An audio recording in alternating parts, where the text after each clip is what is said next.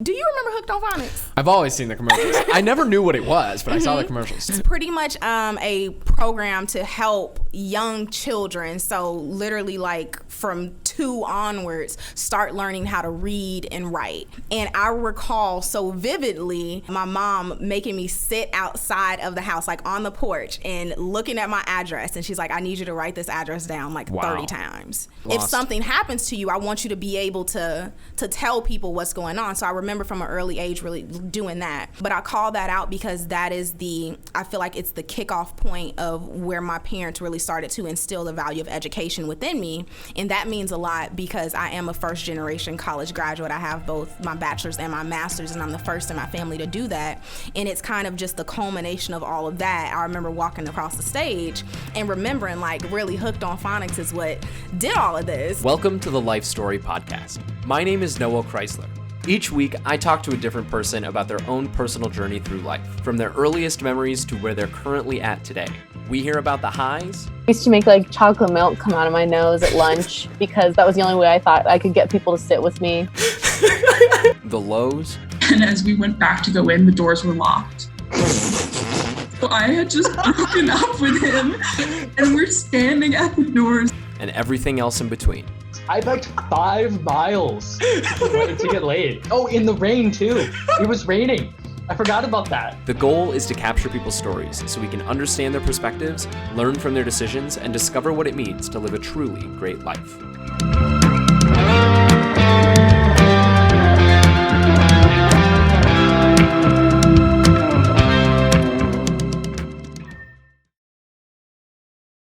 Hey guys, what's up? Welcome to LifeStory with Noah Chrysler. That's me. Today I'm sitting down with Precious. Precious, say hi. Hi.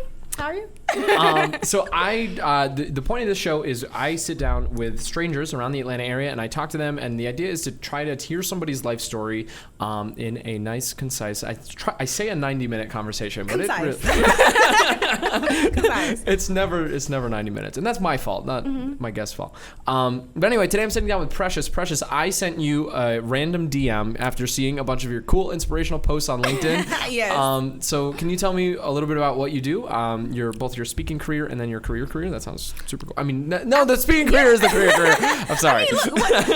Let me explain. Yeah. The art of explaining. Here we right? go. So I have my hands in a number of different things, right? But for the most part, or how you can think about what I do is I like to add value to other people through helping them to pretty much identify who they are and gain clarity around how they want to be perceived. So let me tell you what this means. The first piece is my passion, obviously. So what you are describing, I have a company called The Brand Table, and I help professionals and executives pretty much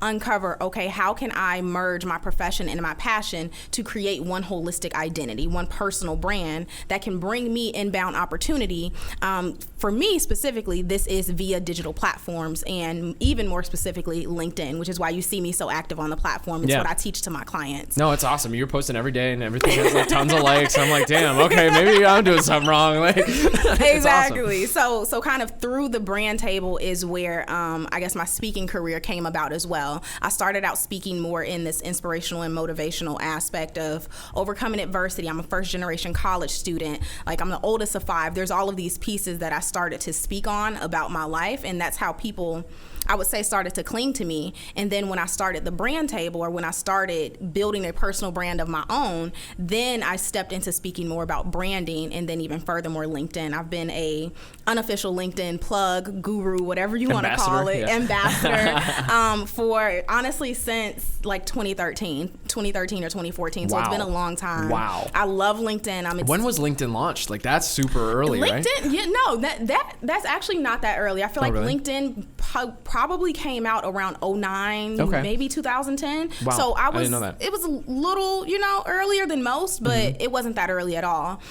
So I started doing that, and when I started posting on LinkedIn and building my personal brand, it's when other people started to say, hey, she's really good at this. Like, I see her getting major opportunity from this. Yeah. Because even internships during college, my career, speaking engagements, all of that, a lot of that comes via my LinkedIn platform. So I really love that. And then I also have a full-time job. And my full-time job is where I then work as a consultant with Accenture. I'm in our interactive practice now. And at that point, that is more so helping people with digital marketing and more of their branding efforts, rebrands, all of that. Cool.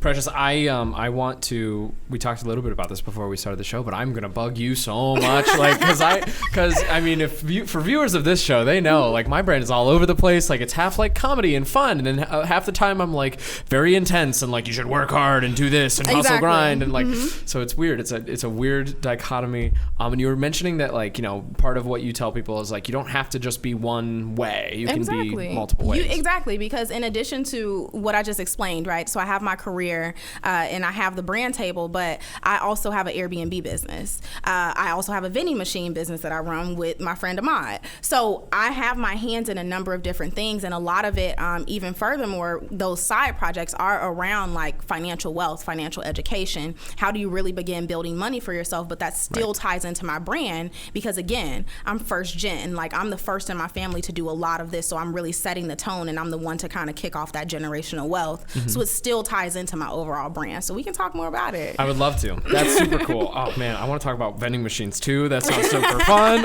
How many vending machines do you have? We only have 2 right now. We just started back in April, but it's really exciting. We have 2 locations, looking to expand. What kind of vending machines? And do you stock them yourself? I have so many questions. Yeah, absolutely. Look, let's hop right in. So we do stock them ourselves at this point, and they are 2 snack machines. So we do not have combo machines or drink machines just yet. So for us, what we focus on is personalized vending solutions. What that means is, if let's say you have an office like this, a creative space, right? We go in and it's like, okay, what are the items that you need? Not necessarily just snacks, but it's like, okay, do you need pens? Do you need, for instance, one of our places is a recording studio. Cool. Okay, you guys need tobacco products. You might need cigarettes. You need lighters. Like, these are the things that we're placing in the vending machines, just so that it differentiates us a bit in the market. That's pretty cool. Yeah, you'll like get cigarettes and stuff for like, that's super cool. I like that.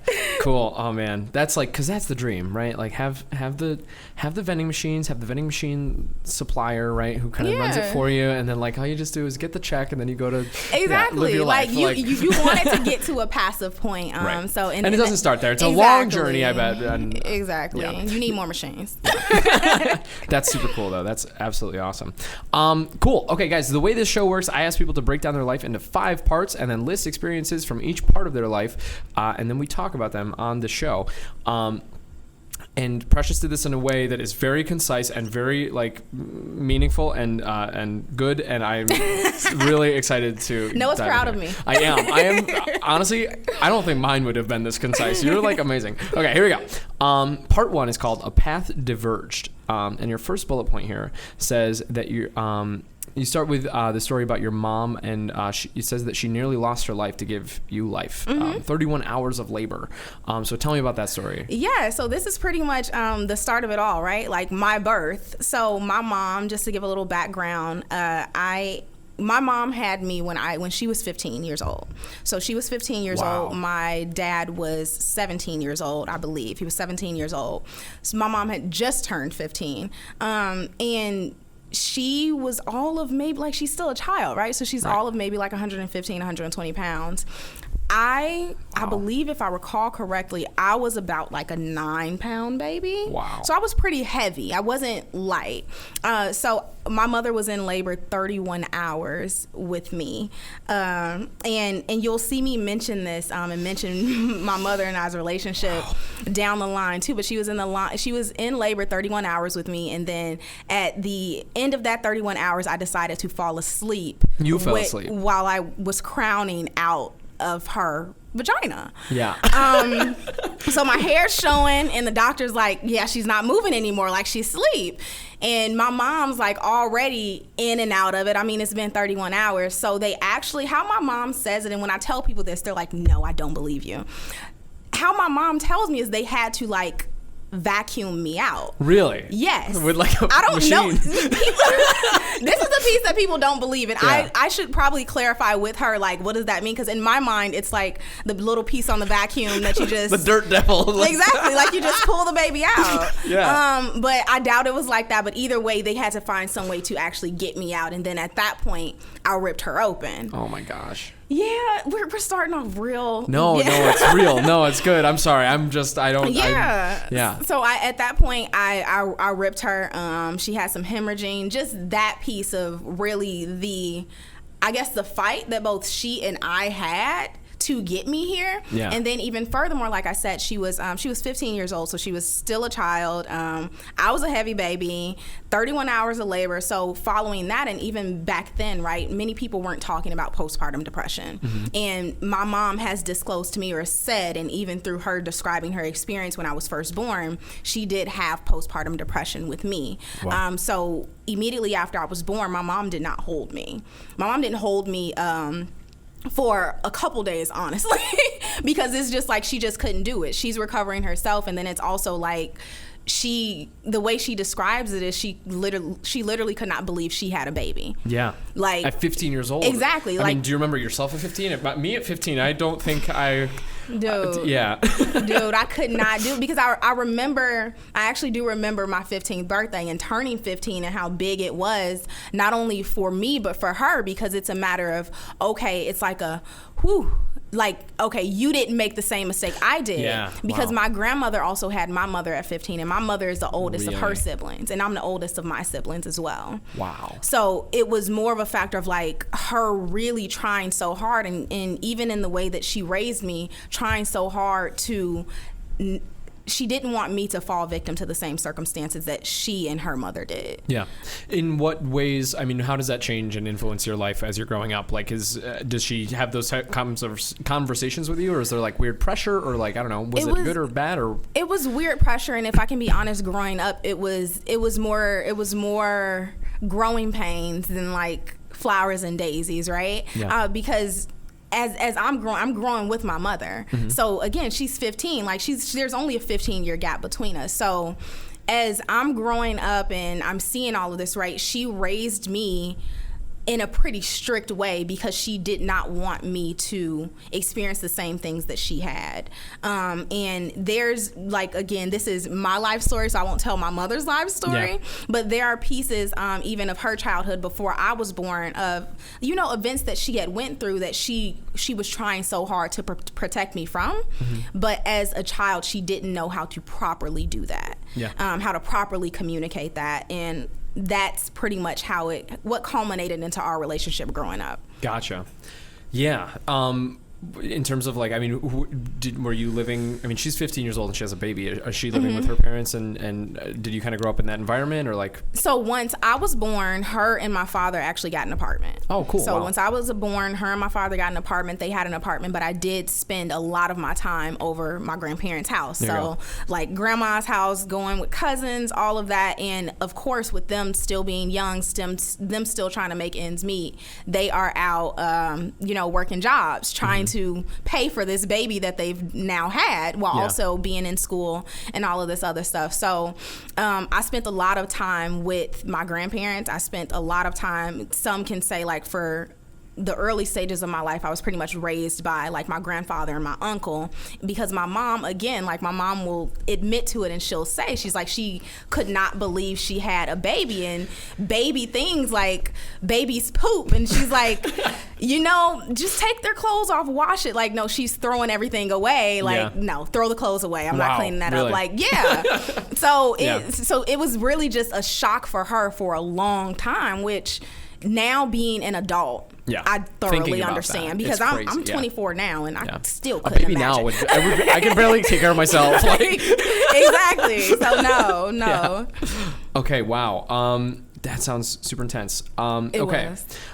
Parents having you as a teenager, Absolutely. and a repeated cycle from their parents and grandparents. You told me about that. Your mother not holding me when you were born. You told me about that. Hooked on phonics. Hooked on phonics apparently played a big role in your life. Can you tell me that? It did. I feel like that was more of the kickoff because even though my parents were very, very young when they had me, and these situations or circumstances that they found themselves in, right? They still made it a really, really good point to, I guess, give me the best, right? And I don't know if do you remember Hooked on Phonics? I don't. I had this weird thing with letters on it, and it was not Hooked on Phonics, but it was like the cheap version that my parents bought me. See, that's what I'm saying, because I still recall the Hooked on Phonics commercials. Yes. And seeing the commercials.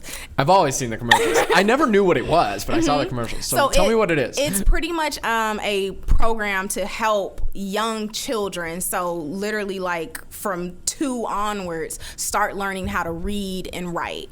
And my parents had purchased that for me, and I recall so vividly continuously like doing activities from that, like my mom sitting down and really working with me on these skills. I remember my mom making me sit outside of the house, like on the porch, and looking at my address, and she's like, I need you to write this address down like 30 times because I do not want it to, I don't want you to forget it. But it's also that aspect of she's coming from survival mode, right? Of don't get lost. If something happens to you, I want you to be able to tell people what's going on. So I remember from an early age really doing that. So Hooked on Phonics, they bought for me and they purchased, and I started doing that, I would say like pre-K, maybe preschool, but I call that out because that is I feel like it's the kickoff point of where my parents really started to instill the value of education within me. And that means a lot because I am a first generation college graduate. I have both my bachelor's and my master's, and I'm the first in my family to do that.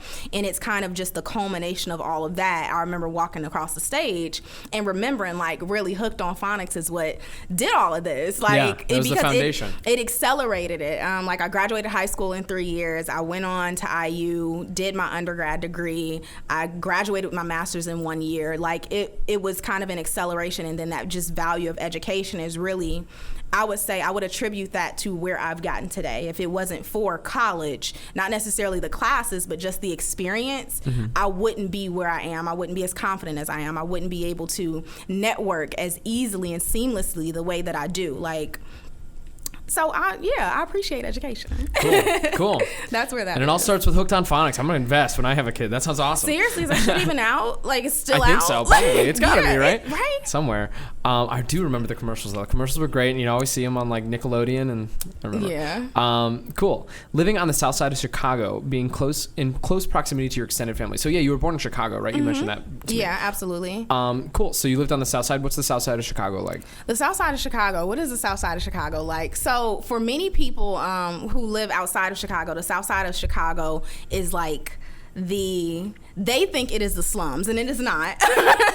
It's not. I will say that it is not. But the south side of Chicago, many people typically think, because this is where you typically hear about like, oh, shootings occurred, people are being murdered. Like, that's where they think it's happening, right? But the south side of Chicago, to me, was just more of like, I have a very, very large family. So my mother is the oldest of 17. My dad is the middle child of 10. I'm the oldest of 5. So the south side of Chicago to me is like, that's home. All of my family just is around. Like I go around the corner, I see something. So that's how it was for me. So growing up there, it was more of an aspect of how that affected me. Seeing my family, I enjoyed being in the presence of my family, right? But actually seeing what they were doing was very unmotivational. I had family I have family that is like in and out of jail, the teen pregnancies, right? Because it didn't necessarily just start and end with my mother. Her siblings and her sisters also experienced the same thing. So growing up in the south side of Chicago and being there, I just recall being there, and your mindset is different. I think that your environment plays a really huge part in how you grow up and how you are, like how you develop, the person that you develop into. Definitely. And when I was there, my motivation, I do feel like, was low. Like, you don't see much, right? Like, I didn't see entrepreneurs, I didn't see consultants, like everything that I'm doing now, I didn't see that. Yeah, and you didn't have any role models around you that showed you what a young adult professional looks like who can, Exactly. So that's pretty much how that came into play. And then it wasn't until I actually transitioned and I moved to Northwest Indiana that I guess that shift started to occur. Yeah. Because even once my parents got a little bit older, right? Like as stated, I was... My mom had me at 15, so it wasn't until I was about 7 that it's like, okay, she's 22, 23 now. Now is when things are really starting to happen, right? Because now you are beginning your young adult life. So I do remember her and my father being in real estate, right? And they had their dabble in real estate in Illinois. And they also had their own business where they were wholesaling like shoes and clothes. And they would go off to New York. They would go purchase all of these products in bulk, come back, sell them just in the south side of Chicago. So I remember that occurring too, and it wasn't until I was older that I started to see like, okay, these are the different options that I have. I've never seen my mother work a job. She's always worked for herself. Cool. Whether it was the real estate, whether it was wholesaling sort of products and shoes and clothes, or even now, she now owns her own hair salon out in Northwest Indiana and also has a natural hair care products business as well. Cool. So I would say that's where the entrepreneurial kind of spirit came from. Mm-hmm. But even trying to figure out like, how do I navigate all of this? How do I do it? That was the piece that was the hardest, being in Chicago and not necessarily having someone who thinks differently, right? Who understands that it's like, okay, I don't just have to go get a job, work that same job for 40, 45 years. Sell my time to this company. Exactly. And hopefully they give me something nice. Exactly. Hopefully at the end, like it all works out, right? Right. Like I didn't see that. It was more of just the people that I was surrounded with in that environment. It's like working, I'm not gonna say dead end jobs, but it's just like dead end jobs. No. So my dad, I grew up. My dad owned an auto repair shop, and he. I think you're super right. Like that massive, the impact of a child seeing a role model, basically show them what life is, right? Exactly. And you don't realize it as a kid how impactful that is. But I don't know, that was just normal to me, like, oh yeah, when you eventually, like, you just have your own thing that you run, and it's huge. It's wild seeing that. And it's wild, I would say, also for me, because when I moved to Northwest Indiana, that is when, like, the south side of Chicago is black.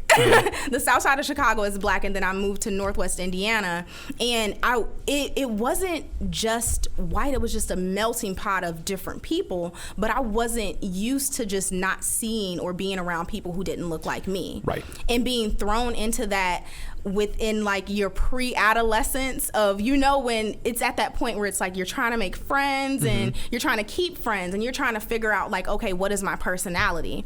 Trying to do that while being thrown into that environment, I would say was the hardest piece, because I wanted friends so bad. Yeah. And nobody probably had been through some of the things that you probably had been through. Exactly. Nobody feel like a fish out of water type of a situation. Exactly. And that's exactly what it was. It's like, and then my mom, again, because understanding the standpoint of where she's coming from, she also had a standpoint of like, well, you don't need any friends. You have family.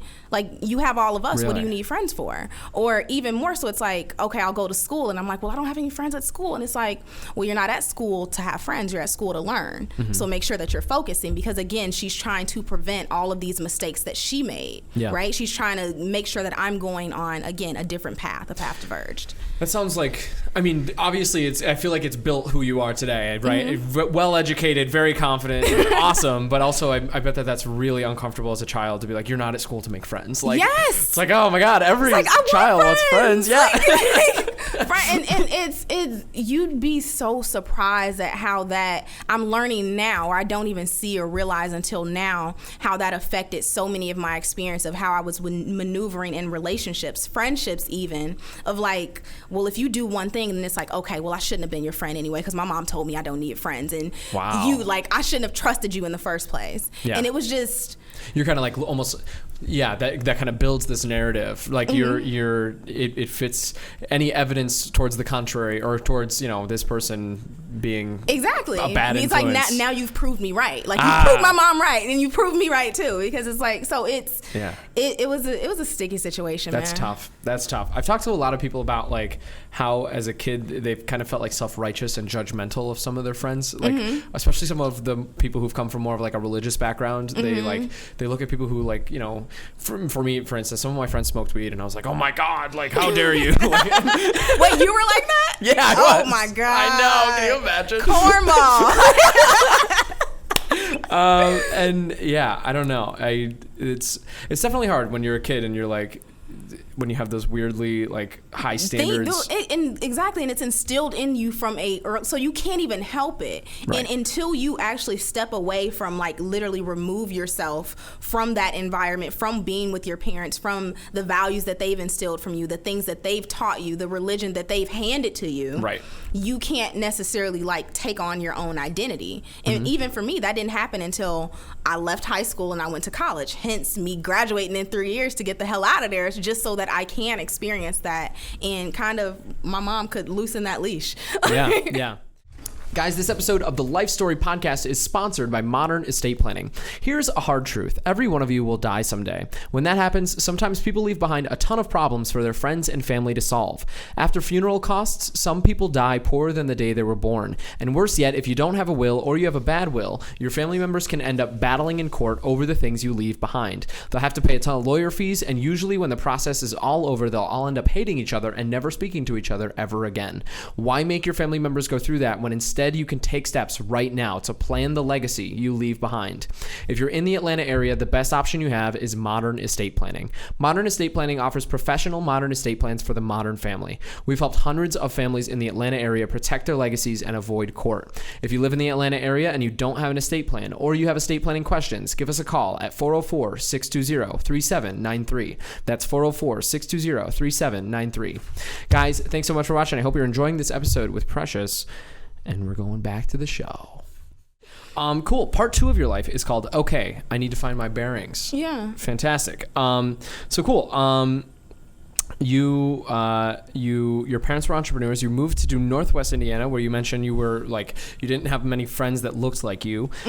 Summers in Minnesota with the family. Tell me about those. Yeah, so I spent a lot of my summers during like that, I would say between the ages of like 7 and 14. A lot of my summers out in Minnesota. I have family who lives out in Minnesota. I have family in a lot of places, but a lot of them are in Minnesota in addition to Chicago. So I would spend a lot of summers out there with my mom's cousin. Cool. So my second cousin, looked at her like an aunt, I guess, because they were a bit older, but I spent a lot of my time out there, and that is really, I would say, like those summers in Minnesota was really, again, where it reinforced, because even though like now at this point or halfway through this phase, I guess, or chapter in this book, I am like, I've moved to Northwest Indiana. So I'm out of that environment that I was talking about, but every summer it's like I'm being catapulted back into something really similar. Gotcha. And that, how that affected me, I still am trying to parse through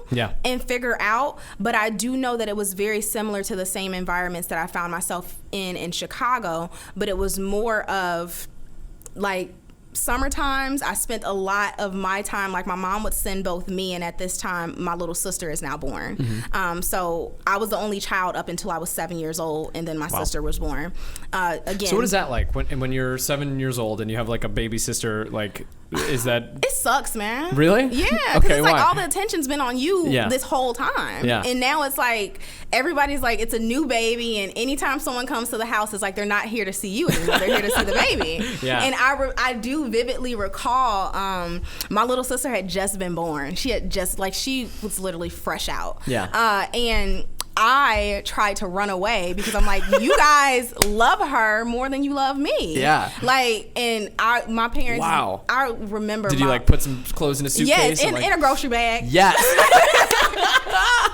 In a grocery bag. That's like typical. In a grocery bag. And I remember my mom and my dad sitting me down and having a conversation with me like, this is your little sister. We love you both, but she's just a baby and she needs more attention right now. Right. And I'm like, okay, cool. But I say all of that to say, again, because my mom, thinking of my mom and how her childhood and her upbringing has affected how she's now raising me, I had to, or it was both me and my sister that was sent to Minnesota with my cousins. And the guidance given to my family was everywhere that Precious goes, Ashanti has to go. Okay, why? Everywhere. Because it's a matter of, okay, she's pretty much like, you know how little siblings usually are like, they're gonna tell on you. Yeah. So if anything is going down, she's tattling on you. Exactly. Oh, I don't. Oof. So that was the point, and even experiencing it back then, I'm like, oh my god, damn! Like, I can't do anything. I can't go talk to the boys at the park. Like, nothing. I got my little sister with me. Yeah. But that's what it was for, because again, like, my mom had me young, and then there are all of these experiences just growing up that she had with men as well. That she's like, I really want, like, I want to protect you. But again, she just didn't know the best way to do that. And I'm still unsure of whether or not that was the best way. I mean, me and my sister are close now, but it definitely caused a little bit of resentment. I could see how that would be infuriating, where it's like, yo, hey, I want to go talk to those guys. Mom, like, oh, man. Take your sister with you. That was always the thing. Take your little sister. Yeah, you can go. You just have to take your little sister. Oh, man. Okay. Yeah. Wow, that's crazy. My sister and I had a very different relationship, but I've honestly never heard the perspective of like, oh, like having a little sister or a little brother sucks. Because like, you know they're going to tell. Yeah. Like, and I remember it. Like, now me and my sister, like, I can tell her secrets, and like, she's 18 now, so we really share things now. But back then, it was like, no, if I do anything, it's like, yeah, she was talking to boys at the park. Get her. Oh, man, that's funny. Okay. Family reunions in Chicago. So you went back to Chicago, too, as a kid. Yeah, so back and forth because, again, it's only Northwest Indiana where we are in Maryville, Indiana. My parents still live there now. It's only like 35 or 40 minutes outside of Chicago. So we did go back and forth pretty often. And I think that even more so speaks to more of this, like I told you earlier, right? I said earlier, if you remember, I said that my, I guess, zone of genius is helping other people to, I guess, identify their value and then project that to other people. How do they want to be perceived? Helping them to do that. Yeah. And my mom is also, like, I see it in her too. Not executed in the same ways, but I see it in her just in the aspect that we constantly go back. And again, I told you my family was like, these are dead-end jobs, teen pregnancy, all of this. And anytime we'd go back, my mom being the older sister, she would bring people back. And so then they are living with us, and my mom is pretty much trying to help them. She would bring them from Chicago to Indiana. To live, Wow, yes. Cool. And kind of see, hey, there's more opportunity than you might have been aware of. That's awesome. Exactly. That's so cool. Your mom sounds so cool. She is. She's really dope. She's a dope woman. She's a dope little woman, but dope woman nonetheless. She's only like 5 even. It's ridiculous. Really? Yeah. Wow. Okay.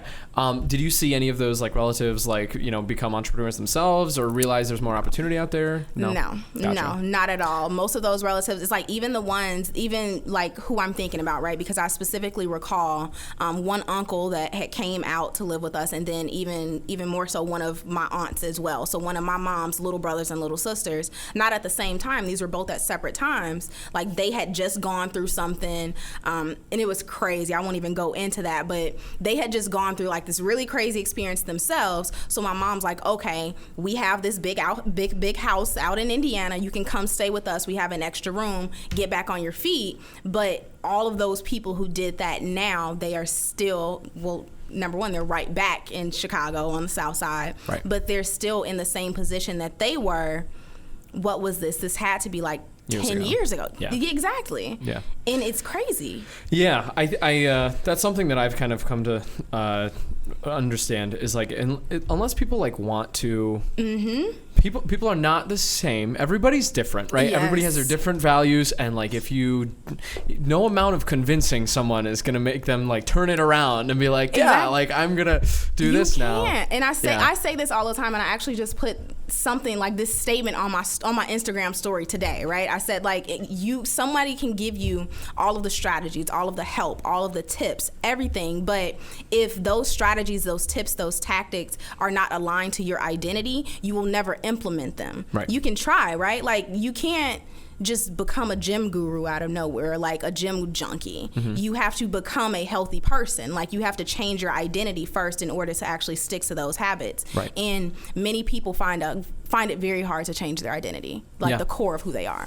Yeah, no, I mean, and it's understandable, I mean, even from, you're talking about, that's why I think this show is super interesting, right? Because it's like everybody has a different upbringing, and a lot of people they forget about their upbringing, right? Because it happened so long ago. Suppress it, yeah, honestly. Exactly. And then when they actually sit down and tie the dots together, and it's like, oh, okay, yeah, and they have this story and this through line, and and you can't, no matter how hard you try, you can't change the dots that happened back there. Exactly. Yeah, but you can affect the ones going forward, but it's hard. Everybody has habits. Cool. Editing MySpace photos for friends. Do you have a little small business on the side? So this is where it all kicked off, right? Gotcha. Me kind of helping other people better perceive themselves online. This is, I would say, where this branding piece kicked off. So MySpace was a thing. I mean, me and you are the same age. Yeah. I wasn't using MySpace. Are you serious? I wasn't. No. Yeah. I had Facebook. I came in like Facebook days. I also wasn't super like socially aware. I was kind of dorky. So. You did say that. It's okay. You did say that. You're right. Okay. Still am. I'm still dorky. So we were not supposed to be on MySpace. Me and my friends were not supposed to be on MySpace. Yeah, but you were cool. Exactly. We were cool. And then how my mom did not know I was on Facebook, because again, tight leash, right? Strict. But me and my friends were on Facebook. When I would go to their house, we'd be on Facebook, getting a new message. I don't know. You're not sharing the same passion as me. No, you don't remember the new message icon. Do you remember AIM Instant Messenger? Yeah. That was my, it's not MySpace, dude. MySpace, somebody goes on your profile and they hear the song playing that you feel like represents you at the time. MySpace is awful. I'm sorry. I don't want to go on somebody's profile and listen to Creed. I'm sorry. Bro, no, thank you. Bro, they gotta bring that shit back. Yeah. It's you go on your LinkedIn profile and exactly you just never Level Up by Sierra's playing. It gives the mood for how it sets the tone. So I'd have absolutely Kanye be some exactly. It'd be cool. You that's something to give people another gist of who you are. Yeah. So when I was editing photos on MySpace, that was the kickoff of me in this, I guess, how can you say it, kicking off my digital marketing skills, or this interest that I had within marketing and just playing around with creative things in general. What software would you use? It was some photo editor where you can make the swirls around the person's body and then put the words on there. I love that. I love asking people. Hey, what's the first video you made and what software did you use? Because it's always I used something called Cam something, and I don't remember. I legit don't remember. I just do know that there was a website, and it's I was able to pixelate the background, and this was a time where it's everybody takes selfies now, or somebody takes a photo of you. Do you remember the time when you would take a photo in your mirror with your flip phone? Of course, yeah, of course. So those were the photos that I was editing. Then it's you're editing out the camera, and the person's just so that you're was editing out the camera. You were removing the arm? No, you weren't removing the arm. You just pixelated. I say edit, but this is early editing. You're just pixelating shit. Yeah. You put a little swirl around the body. You integrate the colors, gray out the background. Sweet. People loved it. I was charging people for that. Yeah, you were charging people. Yes. Cool. To edit their photos. That's because amazing. Everybody wanted those types of photos. I mean, you don't know because you weren't a part of the MySpace world. I wasn't in the MySpace, yeah. But everybody loved those types of photos. Cool. So yeah, that was the kickoff of all of my, I would say, the branding skills that I have. That's awesome. One thing I talk to my buddy Oscar a lot, and it's if you want it bad enough, right? If you want to make these photos or videos or whatever bad enough, it doesn't matter what the best software or equipment is. It's nope, you just use what you have, and you Google it and you find it and you download it. Exactly. You figure it out. Exactly. So that's cool. I love that you're using weird photo editing software to edit other people's MySpace photos and getting paid. I never got paid as a kid. That's awesome. Again, these are the pieces that my mother was very much instilling in me, because even when I was growing up as well, it's I had every summer I would have a candy stand. I would do do you know what ices are? Yeah, of course. Yes. Okay. I would make ices. My mom had me an ice shaver, and then I would get the juice. Oh, sick. Okay. To pump that. I was selling candy. Snow cone. I call it exactly, snow cone. Yes, that. Mm-hmm. I was selling candy. I was selling hot chips, juices, and I would just have my little table set out in front of the That's art. awesome. That's my kid. I'm gonna make Daddy my kid, and we're gonna do it together. I'll be out there with him. I don't care. Let's my go. mom has done that for every single one of us because cool. that's how she's kind of began to instill like money management in it, because she'll help us kick it off. Like she's like, okay, I'll buy your first product, but after that it's like you need to do the numbers, figure it out. Like once you sell all of this, you're gonna have enough to restock and a little bit extra, hopefully, to buy what you want. Yeah. And then at that point, that's just how she really started to instill those entrepreneurial I love your skills mom. in Your her. mom sounds super cool. I love your mom. She sounds great. We gotta bring her on. Yeah, Tell her let's life do it. story. Yeah, man. Oh my gosh, having a child at 15, that sounds wild. Yeah. Okay, cool. Your dad constantly encourages you to just write a book. Yes. Yeah. So this is the piece. I feel like I've mentioned my mom a ton, and my dad was very much in my life growing up. People typically think that because my mom had me young, that my dad wasn't in my life. My dad was very much in my life. That's great because He that just doesn't worked a always. lot. Yeah. Okay. Gotcha. That was the piece. That was like the only piece of that, but he just worked a lot. But the thing is, when he would come back, it's like growing up, my dad would always tell me like, just write a book. Like you need to write a book. That's how you're gonna get famous. That's how you're gonna make it. Write a book. Like he could come home from work. I'm sitting. It's like I'm after school watching, my show. I'm watching Hey Arnold or something. Hell I don't yeah. know. Okay. And he comes in and he's like, you guys are always watching TV. Just write a book. It's like, dude, what? You haven't written a book. Yeah. Why are you telling me to write a book? Like, he would either want me to write a book or he would want me to read all the Harry Potters. And it's Write like, a book about what? Like about your life? Yes. Okay. About something. Yeah. I don't know what it is with my dad and thinking that, like, once you're an author, you've made it. Yeah. But that's what he believes. Cool. And I have still yet to write that book. Cool. Well, when you do write the book, I'm going to be first in line. Yes. Yeah. Promote the book at the end. Guys, there'll be a book in 2022. Mm-hmm. Cool. Great. So part 3 was called Square Peg in a Round Hole. Yes. So you mentioned your relationship with your grandmother. Can you tell me about that relationship? Yes. So my relationship with my grandmother, and I want to be clear, I'm speaking about my mom's mom. Okay. So again, my mom had me at 15. Her mother had her at 15. So my grandmother is only 30 years older than me. Wow. That now when you actually do the numbers, that is like pretty crazy to think about. That's pretty crazy. Yes.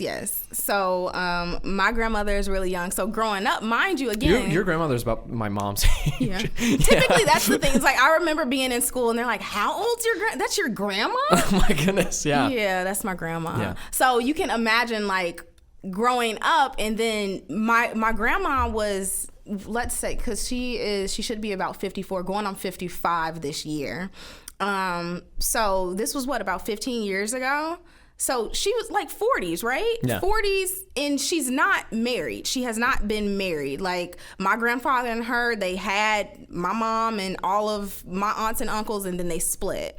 But she was not married. So she's young and living her life. So I just recall people or friends, for instance, saying like, yeah, like I was at my grandma's house. She like baked some cookies, and my grandma, like, no, like my grandma is out. She's like living her life. Exactly. Like she's living her life like in the club. Not Like, my grandma went to the club this weekend. no, Like, seriously. I Like my love grandma that. goes out. She hits the streets. Yes. So my relationship, it's just the relationship dynamics that like if you ever met my grandmother and my mother acts like the mother. Yeah. And my grandmother is like the Wow. yes. Cool. So your mom's kind of like the responsible, like, Yes. we need to do this, and okay. Yes, my mom is the one who's like straight and narrow, and everyone else, I kid you not, is just like, okay, we're just gonna flow, you know. It Who is would what you it say? is. Who would you say you are more like?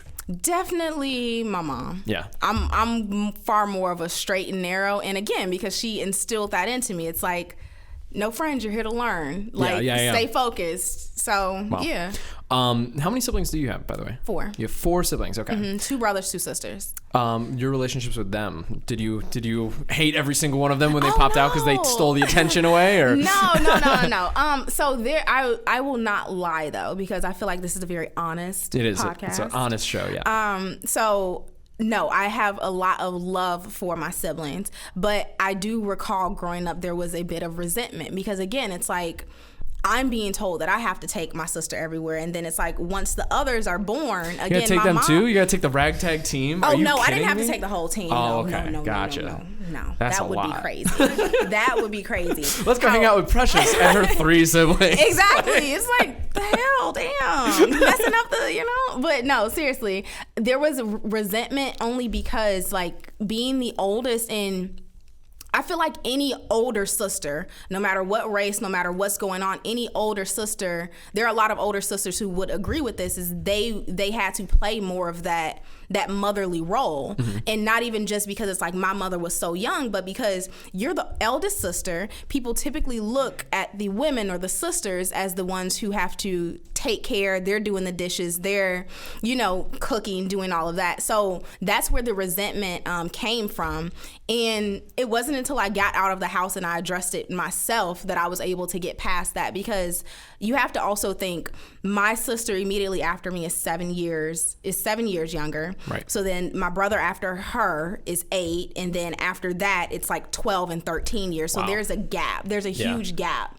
And so they probably perceive you like very differently than how I would think of my sister. My sister's 4 years older than me. So, exactly. Yeah. So that's kind of the dynamic that's playing in there. But even like the relationships now, I would say since they are older, like back when they were like 8, 9, 12, 13, absolutely not. Just like, no, what can we talk about? I'm in college and they're like in middle school. Right. You have nothing in common. No, that's huge too. And as a kid, you're not really trying to like have a good relationship, right? Like it's supposed to be important because mom says it's important. Yeah. But like you're not like actively. You're not actively trying to be like, so how was college, older sister? Like, you just kind of don't talk about it. Like you don't. It's like, did you call your siblings today? Well, did they call me?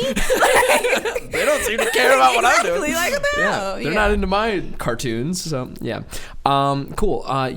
This says you lost your grandfather and your great grandfather in the same week. That sounds awful. So tell me about that.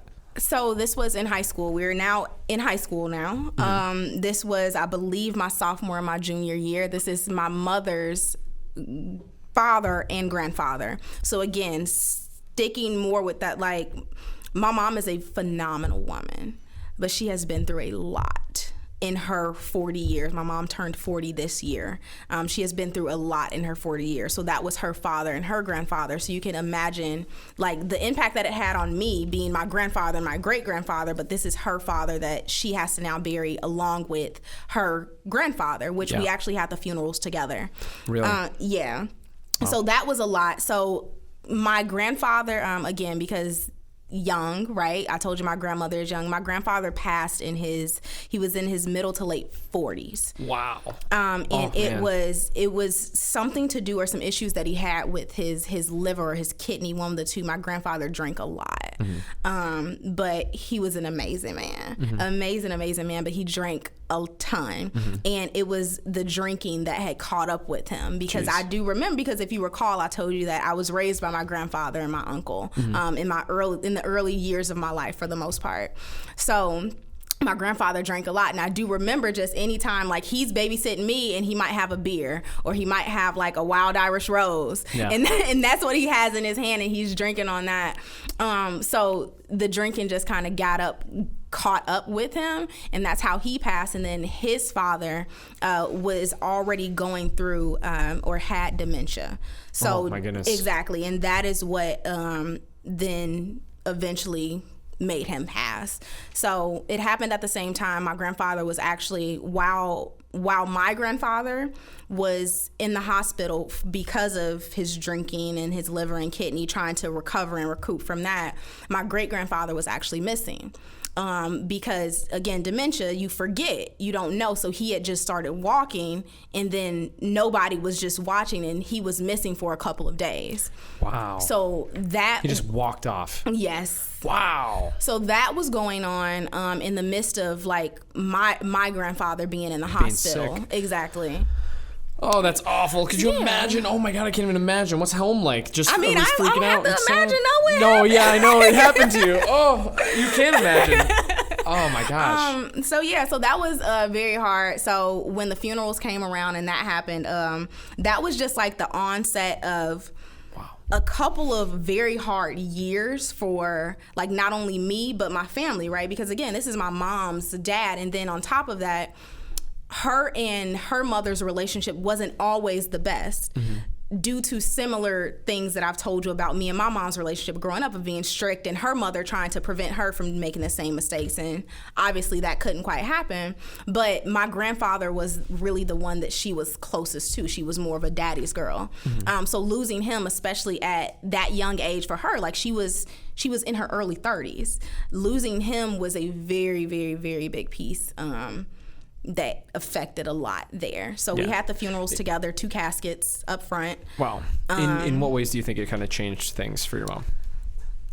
She closed off. She closed off a lot. And mind you, she was already a closed off person because, again, she's the one that's... just strong. And exactly. Like, very strong. I'll deal with it myself. Like, anything I have never...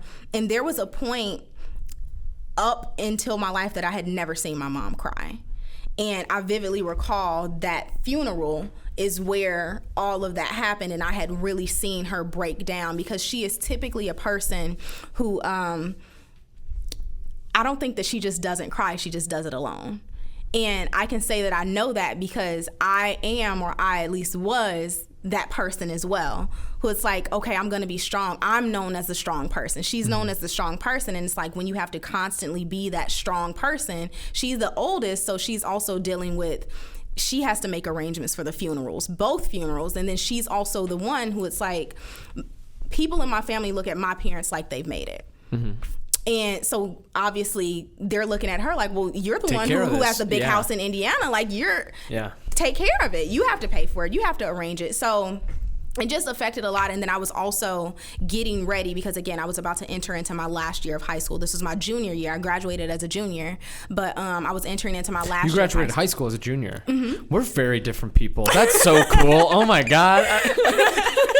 Yeah. Cool. Okay. Yeah. So I did that, but so obviously the onset of my junior year, I had to start applying to colleges and everything, and this had just happened. So my mom kind of, like I said, she closed off a little bit after that. So that was kind of a process that even if my mom, if that didn't happen, right, there was only so much that my mother could help with, because she didn't go off to college. She wasn't applying for scholarships and all of these pieces, right? So these are, again, avenues, roads that I had to really navigate on my own. Yeah.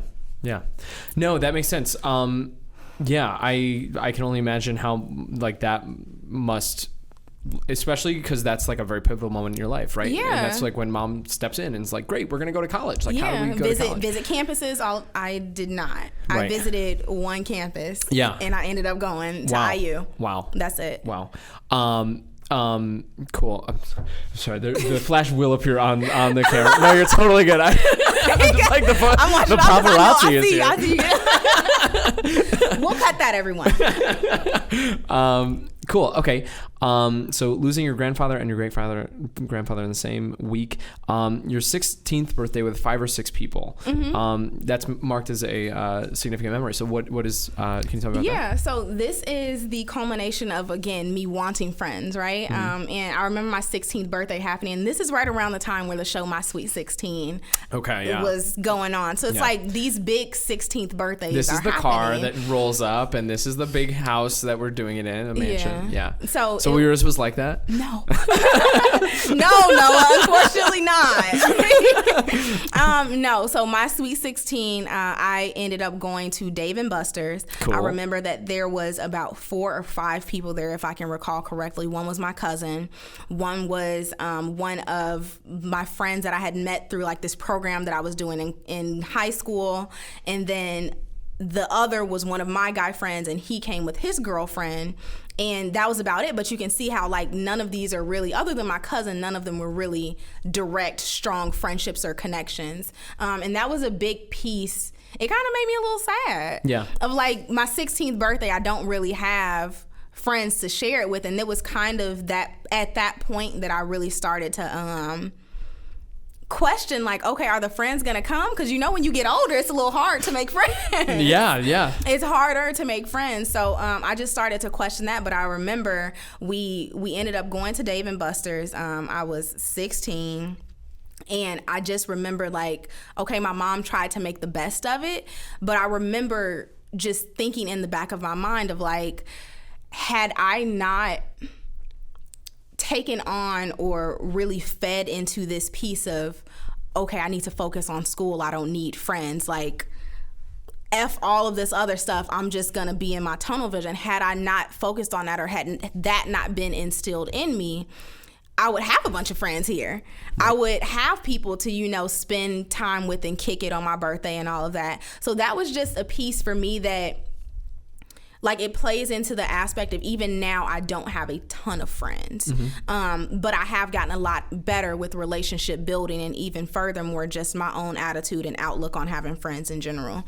Yeah. So that was just kind of the onset of the shift for me of when I really realized, like, this isn't a mindset that I want to continue to take on. Like, not at all. So that's kind of my question. I mean, looking back at that, like, do you think that, you would have approached your young adult life for, 15 to, or 12 to 16, young adult, not really. Would you have approached that differently, or do you think, focusing on academics and that sort of thing? Like, I don't know. I don't even know, Noah. Yeah. Because honestly, focusing on academics is what got me to this point of being 24 and having multiple businesses and being able to balance my career along with it and being miles away from home and moving to Atlanta by myself, like having the confidence to do that. It was because of that focus on education and on focus on, okay, these are my future goals, that I was able to do that. But I'm really starting to see that focus on the end goal or the end state, when you focus too much on that, there are certain things that you miss in passing through the journey. Right? Focusing like so much on the destination. You're speaking to my soul, because it's like, because so much, like, yeah, I 100% agree. Because like a lot of, that is a lot of what I've been kind of like confronting in the past couple of years is like, okay, like, how much of my time am I going to spend building this, right? And I look at my friends and my other people in my life, and they have all these great friends, and all they do every weekend is go ahead and have fun. And I'm like, man, that was pretty great. Exactly. Like, why am I constantly thinking about like goal after goal after goal? The future's like, oh my God, I need to start my business. I need to make $1 million. I need to build generational wealth. My kids got to have an inheritance. It's like, you're fucking 23. Right. You're 24. Take a breath. It's going to be there. Yeah. I think it's a weird balancing act that is tough to navigate. But it's crazy to me that started when you were so young. Like at 16, you were thinking of those things. I haven't thought about those things until like the past 2 years, and you're thinking that at 16. And it's wild. People have always told me like I'm a very... you seem driven. You seem like you're like, let's do it. Yeah. I think that's amazing. I think it's great. I am. But it comes at a cost. It comes at a sacrifice. Exactly. Yeah. There is a sacrifice to it of just like I'm also being driven. I'm also like obviously ambitious, and I'm focusing on the end state, but that allows me to being by myself, right? Not having a ton of friends allows me a lot of time for reflection, introspection, I would say. And I look at my experiences, right? I sit with my thoughts a lot, and I always tell people like no one knows me better than I know myself, because I'm the one that has spent the most time with me. Yeah. Like college, high school, it's me, tears in the library, trying to make it through these classes, failing classes. It was all me. So I always tell people, it's like I'm the one that knows me better than anyone else, but I have always been a very reflective person of just thinking about what I've been through and the experiences and figuring out, okay, how has that molded me into who I am today? And then, do I like who I am today? What aspects can I change? Do you think you're more like introverted or extroverted? Because I feel like you seem very extroverted, but like these seem like kind of like introversion traits. Exactly. And stuff. I'm one of those, like, what do they call them? Introverted extrovert people. Gotcha, like okay. Extroverted introvert people. I don't know how to say it, but either way, it's like I am extroverted when I am around the right people, and when I have a room that I need to work, right? Like I'm someone who knows how to work the room, but I do need alone time. Gotcha. When I moved here, I was in one bedroom, one bathroom apartment, living by myself. Like I've always enjoyed having my own space, because that is the only way that for me, I can then get to a new level, right? Because when you're constantly around other people, you're constantly around friends, you're constantly around people that, for instance, you might be like in a really good space and they get around you and th're like, oh my God, it's Noah, he's on his shit. Like, exactly. Let's have some drinks, let's watch something cool. But they're looking at you like, okay, you're really doing doing it, and that makes you then feel complacent, right? But when you really start to change the rooms that you're entering into, when you start to change the environment, the people that you're hanging around with, it then shows you like, okay, I'm doing some shit, but I'm really not doing anything yet. I'm not doing as much as I could be doing. Exactly. But it's a balancing act between that, because it's like, we're 24. How much do we really need to be doing? Yeah. I have this like really cringy video that I saved to my laptop a long time ago, and like it was when I first moved here, and I was like, I'm just gonna like lock my door and just work on my stuff until it's successful. It's like, you're gonna be in, and then you come in and it's a skeleton. Like, yeah, and I'm like, this room is now a dungeon, and this is the dungeon in which I reside until this works. It's sick, man. And you can't do that. You just can't do it. Like, it just doesn't work. You can't just brute force life. Like, I feel like it's a part of like our generation has a really bad habit of that though, of like these productivity wars that we have of like, okay, well, I made $12,000 this month. How much did you make? It's like, I mean, I had fun. I did yoga, you know? Like, I enjoyed life a little bit. How about you? Right. You know, like, there's this constant piece of, okay, I have to do more. When it's like your goals are still going to be there, whether you do them at 24 or whether you do them at 30. Granted, it might be more fulfilling at 24, but if you're working yourself to the fucking bone trying to get to that goal by a certain time period, you're going to get there, and it's like you haven't been taking care of yourself. So you're going to have all the nice cars, take the vacations, but now your body might look like shit because you haven't been taking care of it. That's exactly right. Yeah. Have you heard about like mini retirements? I like people who are like, oh, I'm going to take a mini retirement for like 6 months or a year. Have you heard about that? I haven't. No. Okay. It's like, it's this cool thing where there's a TED Talk somewhere out there. But yeah, they say, people normally save their retirement for when they're older, you know, and by that time your body's like shutting down and stuff. So it can disrupt your career, but like people have started to take like 6 months to a year off and be I would totally do that. Sabbatical. Yeah, exactly. And they say, you know, when you do that and then you come back, like it's way better. I notice it even now when I take just a moment, like when someone can peel me away from my fucking laptop for a weekend, I notice how better I am at work that following week, how rejuvenated, how much energy, the creative juices just start flowing. And for us to continuously like work without actually taking a break, I do find myself in burnout mode. It's like I'm not enjoying what I'm doing anymore. I don't like this isn't and fun. When you do like creative stuff, like I feel like you do a lot, you know, because I'm reading all your stuff. That's really cool. I need to listen to your podcast. But when I'm like creative work especially, like that's the first thing to go when you're burnout mode. Exactly. It's like I'm angry and pissed off, and I'm not going to write the fun inspirational stuff that I'm normally writing when I'm in a healthy mindset. We've totally strayed away from this, but I don't care. This is a great conversation. Let's keep going. So high school. High school, cool. Your first boyfriend lived across the street from you. Yes. Cool. Tell me about that. What was he like? Super nice guy? He was perfect. So here's what I'll say. He lived across the street, and the unique piece about this was our parents actually became close. So as I told you, I'm from the south side of Chicago. Okay. They were also from the south side of Chicago and had moved to Maryville, Indiana, found themselves there. But he lived across the street from my house. And that just in itself, because again, understanding how my mom was trying her hardest to keep me away from boys, how that culminated in itself of, so he and I actually went to the 8th grade dance together. So I was in 8th grade. He was a freshman in high school. Gotcha. Okay. I was in 8th grade. That's he was great. a freshman.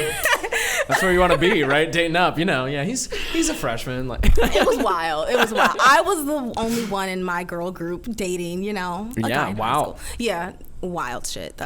Wild shit. But nonetheless, I do remember us going to the 8th grade dance, and it was when I went to the 8th grade dance that my mom kind of had found out. It's like, oh, you have a boyfriend. It's like, yeah. Yeah, what's that like when academics driven mother is like, oh, you have a boyfriend? Oh, dude, it's like I don't know if you experienced this growing up, but it's like I got my phone taken so many times for weeks, sometimes months on end. Wow. Of like, again, because then this is also playing into like, okay, I finally started to possibly develop a friendship with someone at school. Yeah. Wait, damn, now my phone's taken and I only see them at school. And wait, it's also winter break now. So you come back and it's like, you know? Yeah. Oh, I haven't talked to you in a month. It's like, are we still friends? I don't know. Like, I didn't, because they didn't know my mom took my phone or something, you know? So that's what happened when my mom found out about him. But eventually, like, him being across the street, he has younger siblings. He was the oldest as well, oldest of 5. Mm-hmm. He has younger siblings, our siblings playing together at the park and stuff. So it was kind of like they had no choice but to begin to be okay with it. But then he cheated on me. So, yeah. So that's your next bullet point here. Yeah. That was ass, bro. That sounds like ass. That was for him because he lived How across old the were street. you? Were you still in 8th grade? I was, no. Okay. We had stayed together for 2 years, maybe 2 years. For 8th grade, that's a long time. Yeah, so I was with him up until my sophomore year of high school. Wow. And my sophomore year of high school, mind you, it's like and how we had met because we rode the same buses. This way the bus system was set up, it's like everybody in the same neighborhood. Okay, we're dropping people off to the middle school, we're dropping people off to the high school. Right. So they were doing that, but when he had cheated, like he ended up actually like making the girl his girlfriend. Ooh. And then they like started riding the bus. Oh God. And then it's like I see them over, and then this is the you're point where riding like, the bus. Exactly, and then he starts driving. Oh, okay. He's That's better. like, Isn't that better? That's way better. No, he starts driving with her. No. Oh, okay. No. Well, hold on, but then you don't have to watch them on the bus, But right? then I have to see them whip the car into the driveway, and now their parents aren't home. God knows what they're doing in that house. Oh no. Like. Yeah, it was bad, Noah. It was. That really sounds bad. That sounds awful. So I was because again, this is like didn't have a lot of friends, right? So when I got my first boyfriend, I'm not going to lie, I attached myself to him because this is the person I'm spending the most time with, and then on top of the fact that our families are together on the weekends, like you live across the street. This was my friend, like this was my best friend. So for that to happen, it was just like it took a really, really big emotional toll on me, and then to have to continuously see it every day.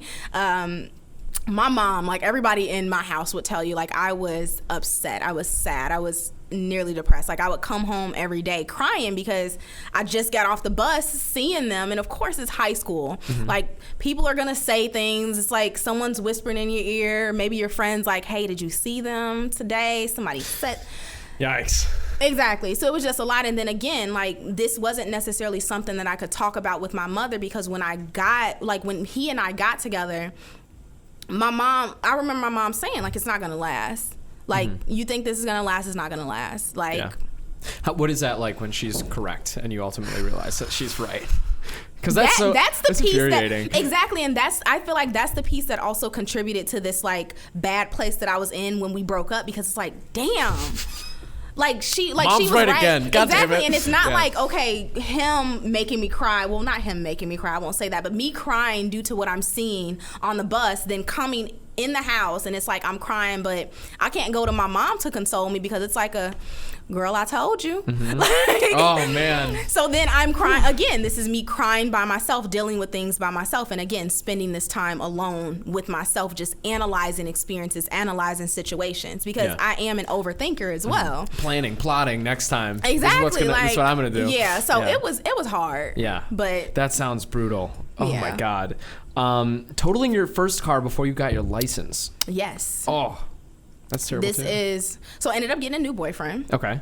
Let me tell you. Yeah. I've never told this story before. Here we go. What a great preamble to a story. I've never told this story before.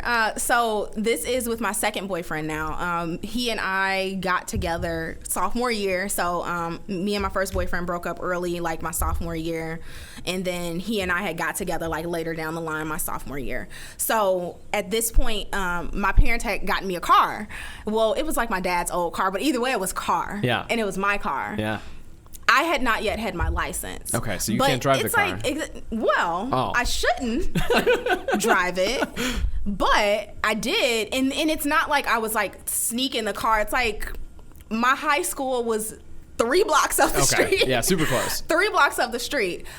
My boyfriend my boyfriend's house was about 8 blocks away. Gotcha. So I had to go out of the way, and this second boyfriend did not have a car yet. Okay. And it was the morning. We were going to be on our way to school. So I typically had gotten up for school, and I'm like, okay, I got to get up a little earlier because I have to go around and I have to get him so that we can go to school together, so that we can look like a couple and the high school thing, right? Yeah. So I leave out of the house, and as always, typically I'm rushing, and I get in the car because at this point, again, my parents are letting me drive to school. They think I am just driving to school. Yeah. They don't know. They don't know you're going to get. They're like, wow, she's getting there very early. Yeah. She's really taking study hall early. Yeah, exactly. Yeah. So they think I'm getting there early, and I'm really going to go pick him up. So this particular morning, like I said, I'm rushing, right? And I'm like, I don't remember what was going on that day, whether or not I had an exam, but I had something that I needed to get to the school for.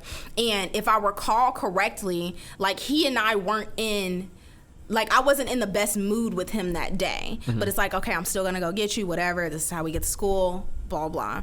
So, again, about 8 blocks away from my house, there's this one road that I have to turn down. And it's not a, regular neighborhood road, right? Where it's just no. It's like a state road, I would say. It was a state road that I had to go on. So I'm speeding down this road, and honestly, the speed limit is probably 45. I was likely going 60 or 65. It was it was wild. You're in a hurry, yeah. So I'm going down this road, and I have to turn off of this road to get to his block, his neighborhood, so that I can go get him. Mm-hmm. So again, this is morning time. This is typical, everybody's getting up for either school, work, what have you.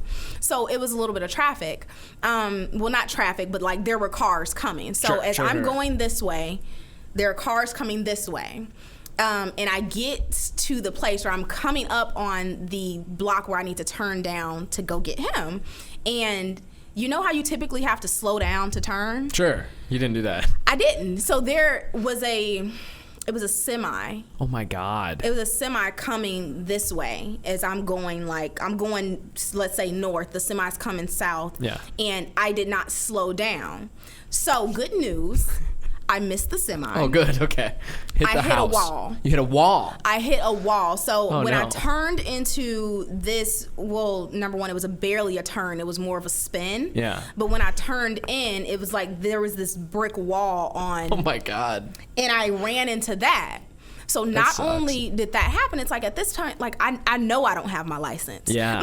Do you run, or what do you do? I did. You ran from the car. I didn't run physically. Yeah. You just walked away. I casually. left. Yeah. Because the thing is, the car is totaled at this point, but it's still driving. It is still driving. I did not get very far because while in the midst of me turning and that semi passing and me hitting that brick wall, there was a school bus. Oh, no. That was also there that called the police. Oh, no. That's awful. And they told that I was trying to leave. Oh, no. You're outed. So it was just no. Oh, that sucks. Now, did you get that thing? Because whenever you're 16 and they're if you're caught driving without a license, you got to wait till you're 21. Did that ever happen to you? I don't think I did have to wait longer than I had to. I think I had to wait because I did not get my license until probably the end of my freshman. So again, graduated high school early. I started college when I was 17. I had just turned 17. I didn't get my license until I was probably 18 and maybe 3 or 6 months. Okay. So I had to wait. Wow. Yikes. Yeah, because they always say that. And I'm always when I was 16, I was is that true? Okay. Yeah, my driving record was not good from the get-go. It's still not good, but it was not good for me. Really? I have never gotten in an accident, and I cross my fingers, knock on wood. Noah, you're literally telling me the type of person that you are. What do you mean by that? I'm proud of that. Oh my God, Noah. I like to be safe behind the wheel. Cool. Okay. You saw your mom when you were in part 3 here. You saw your mom open her hair salon. Mm-hmm. Yeah, tell me about that. That sounds like a huge entrepreneurial moment. Exactly. So that was a really, really, really big piece for her. So she opened her hair salon. I believe this was also maybe like my sophomore, possibly my junior year. I think it was actually my junior year. So she opens this hair salon, and it was just a really, really big deal because up until this point, she had been working in other salons. Like my mom's always been a hairstylist. Ever since I was born, always been a hairstylist, but up until this point she had been working in other people's salons. And then even building up to this, I remember there being a lot of, what's the word for it? I don't know, like commotion, talk going on in the house around like finances because my mom wanted to buy this salon. Gotcha. She wanted to, start this business. Yeah, which is expensive. Did she take out like a loan or some financing or I'm not seed sure. money? Or I still don't. I've Gotcha. never asked her, but I just know it happened. She made it work. That's amazing. Your mom sounds so cool. Yeah, you're right. You mentioned that she's this quiet person, and so she just one day she had a salon, and you're like, yeah. okay. I mean, it wasn't one day that she had it, but it was more of like there was the build up. And back then, it's like me being young, I didn't ask. Like she said, she was opening a salon. She's opening a salon. I'm not gonna ask her how she's getting the money. It's probably gets it how she gets That's the other badass. stuff. I'm opening a salon. I've decided. Yeah, cool. But I was so at this point I was taking business courses in high school, and I knew that I was then going off to IU and I was going to be studying business as well. So when this salon opened, my mom actually had me. I was the one to help her with like her branding and her marketing. And Sweet. My ex-boyfriend was the first boyfriend was the one who actually created her logo that she still uses today. There you go. That's kind of awkward, isn't it? Yeah. I mean, because after it happened, like there was this long period of us not talking and all of that. But again, our parents were friends. Our parents would go out and go get drinks, and it got to a point where it's like they sat us down and they're like, "Okay, you can't be bitter. Exactly. Like we like each other too much. We're gonna be friends." So exactly. So it kind of had to happen, and I still was bitter. I'm not gonna lie. It's hard to not be. Are you kidding me? You have a right to be bitter. Still to this day, be bitter. He's always surprised. He'll call me. He'll call me still because again, our parents still know each other, all that. So he'll call me still, and he's like, "Hey, how are you?" And he's like, "Why are you still being mean?" Are you shitting me? No. Like, dude, you literally fucked up. Oh man, totally deserved. Yeah. That's cool though. Okay, so I mean, you're seeing her come home late, working hard and getting clientele. Does she have employees, staff, and yeah? So it's actually this is a upscale, more so luxury salon that she started, which is really, really nice. All pink, kind of pink, lavished out, pink chairs, walls, all of that stuff. Cool. But yeah, she was getting clientele, and the way that the space is set up, she has availability for about, I would say, 6 or 7 stylists. And when she opened up, she actually had 6 or 7 stylists, so she was really doing well in business. Cool. And still is, because she still has it open to this day. Sweet. Great. Okay, we're moving on to part 4 of your life here. Cool. Which, like I said, I have this thing where I focus on the early parts because it's terrible. So here we go. Let's get into it. We're gonna get into the later parts. Carving your way out. Your way out of what? That's the title of this part, by the way. It's called Carving Your Way Out. Away from everybody and everything that I grew up with, my childhood, those people. Carving my way out was the beginning of me starting to, like I said earlier, really begin to carve out my own identity. So this is when I then went on to Indiana University, not that far. Yeah, I'm pretty sure this is the area that we're on. No, we're in college now, right? Yes. Summer groups, programs. Yep. Taking classes on campus before. So this is me then saying, okay, I'm going to go off as far as I could go, which with me having younger siblings, because I do recall going through the admissions process for college. I really wanted to go to like a historically black college or university. I wanted to go away. Right. Like far. away. Get me out. Yeah. And my mom's like, well, out of state tuition. Exactly. Yeah. And then were mom and dad offering to help pay you for college, or was it more like? Well, I had gotten scholarships. Sweet. Yeah. So I had gotten everything paid for. Again, we're I'm jealous, man. So I had gotten scholarships, obviously, like one from graduating early, another one just from the state, and then when I got there, which we'll talk about, I actually started working for the Office of Scholarships. Sweet. And that's how I then found the rest of the money. But it was carving my way out of everything that I had known growing up and just that environment that I was in, because I didn't mention this and I didn't put it in there anywhere, but I actually grew up stuttering, right? I grew up with a stutter. You had a stutter? That's shocking. That is honestly shocking. You seem like one of the most well-spoken people I've ever talked to. You had a stutter? That's wild. It was terrible. It was a terrible stutter. Really? It was so bad. When do you think it went away, and did you work on it in speech classes? Oh, absolutely. Yeah. So I noticed that I had a stutter very early on. I was probably like 4, like right when I could start talking, my parents noticed that I had a stutter. And my grandfather on my dad's side has a stutter. So I say I know where I get it from, but I don't even know if that's hereditary, but whatever. But it was up until I had that stutter up until I went to college. And when I went to college, it subsided. Really? Now, the thing that you have to know about you reinvented stutters. Yourself. Exactly. Carving my way out, right? Yeah. The thing that you have to know about stutters is that everybody who has a stutter, there's typically a trigger for it. And I didn't know that before I went off to college, because when I started, it's like, I got to college, I'm like, whoa, I'm just talking and not stuttering. And I realized that my personal trigger was like, there was this anxiousness around just growing up, right? In the house that I grew up in, and just like my mom and my dad, and then having to take care of my siblings. No, and I can only imagine the pressure. There was a lot of pressure. You just described a lot of pressure to me. Like, there was a lot of pressure, and I believe to this day that stutter, the trigger for that stutter was just the environment that I was in. And then when I went off to college, I started taking public speaking classes, and my parents did have me in speech classes when I was in elementary school as well. Gotcha. But it never really helped, because it was more of just them telling me to slow down, and it's like, I'm trying to slow down, but I can't slow down how I'm talking. And they're like, oh, just think about it. Like, you got to think about it more. And it's like, I know what I want to say. I just can't get it out. So when I went to college, started taking those public speaking classes, and then actually just removed myself from that environment, I did notice that my stutter subsided. But just carving my way out of that whole identity that I had, because even when I left high school, my first boyfriend that I had told you about, he was more of the popular guy. Okay. So him being the popular guy, and then us now being broken up, and then him having a new girlfriend that is like the popular girl. I was not that person. I'm seething right now. I'm angry for you. And then he has the audacity to be like, why are you still bitter? Oh, don't like that. Exactly. It's wild. And I know he's probably gonna listen to this and hear this. It's like, why are you talking shit? Like, but still, I'm still hurt. No, kidding.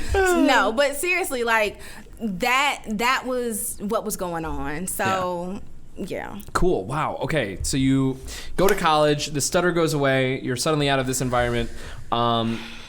You're carving your way out. Summer groups programs, taking classes on campus before freshman year. So there was a preschool program? Yeah. So once I graduated high school, there was 2 weeks that I had to say, okay, I'm packing and I'm going off to IU. Because I had gotten accepted into this program that allowed me to go to campus early. So June, before I actually started that fall semester, and begin taking classes, be a part of a whole cohort of people, get to know the campus, all of that. So being a part of that program, again, it's like you kind of see a theme of me rushing to get out of the phase of where I'm at. Yeah. And that was a piece of it, right? I was rushing to get out of, like, okay, now I've graduated high school. I need to get the hell out of this house. How can I do that? And that was my way of doing that. So I went to campus, and then at that point, was pretty much the onset of this newfound confidence. Exactly. Newfound confidence, because it's like, again, all of these people, for the most part, they don't know me. There were some people who I went to high school with that did go to that college, but not many, right? Not many people were going off and doing these things, right? So when I went off to college, went off to IU, there were a few people that knew me, but I really had a new opportunity to figure out how do I want people to perceive me? Like, what do I want my brand to be? And that's when I really started to think about okay, I'm no longer this shy, like girl who has an attitude problem. Like, I really want to redefine myself here and really try to make some friends. This is my new start. Yeah. This is the last opportunity I have to make some friends. Can I derail this conversation Of totally? course.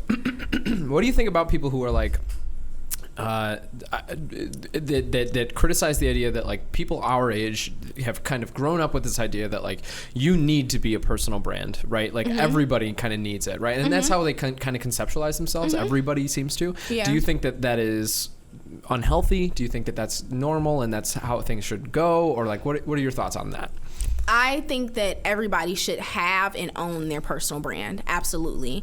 Whether or not it is, like, it can get to a point where it is unhealthy, because even for me, like, I look at myself and I now have people in my life who I call mentors, advisors, sponsors, what have you, who help me work through these things. But I do find myself, I've been Precious the brand for years. And at times I find myself in personal situations where I'm still trying to uphold this Precious the brand. Yeah. When really it's like, I just need to be precious. You just need to be exactly chill out. Like Let's relax. Like this is not an opportunity to get more money, to start a business. Right. I'm constantly on edge from that. So I am someone who I thoroughly believe every single person should own and know what their personal brand is and put it out there for other people, because that is how you are then going to get opportunity that nobody else can take from you. Yeah.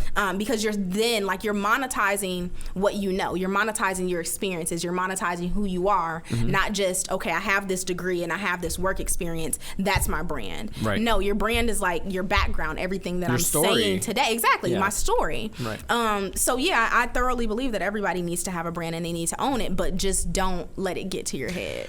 Right. Yeah. Don't let it consume your life. Yeah. No, but I think that's a very good, like, personal brand thing. And I think a lot of people are like, social media is ruining the world. And I don't support that, because it's like, you know, I mean, it's probably not great, but like. I could see why some people say that, because there are instances where I say like, damn, I really hate social media, because social media to me, as someone who does own my brand and my brand is like monetized, it's my job. Social media is a job. Like, when I get on social media, this is me. Like, I have to engage with people. This is my community. I have to put out content. Like, I don't just get on social media and it's like, oh, let me see what my friends are up to today. Right. No, it's a job. It's a job. You're kind of playing a character in a way. Exactly. Like, this is what this version of myself would say, and this, yeah. Exactly. It's kind of performative.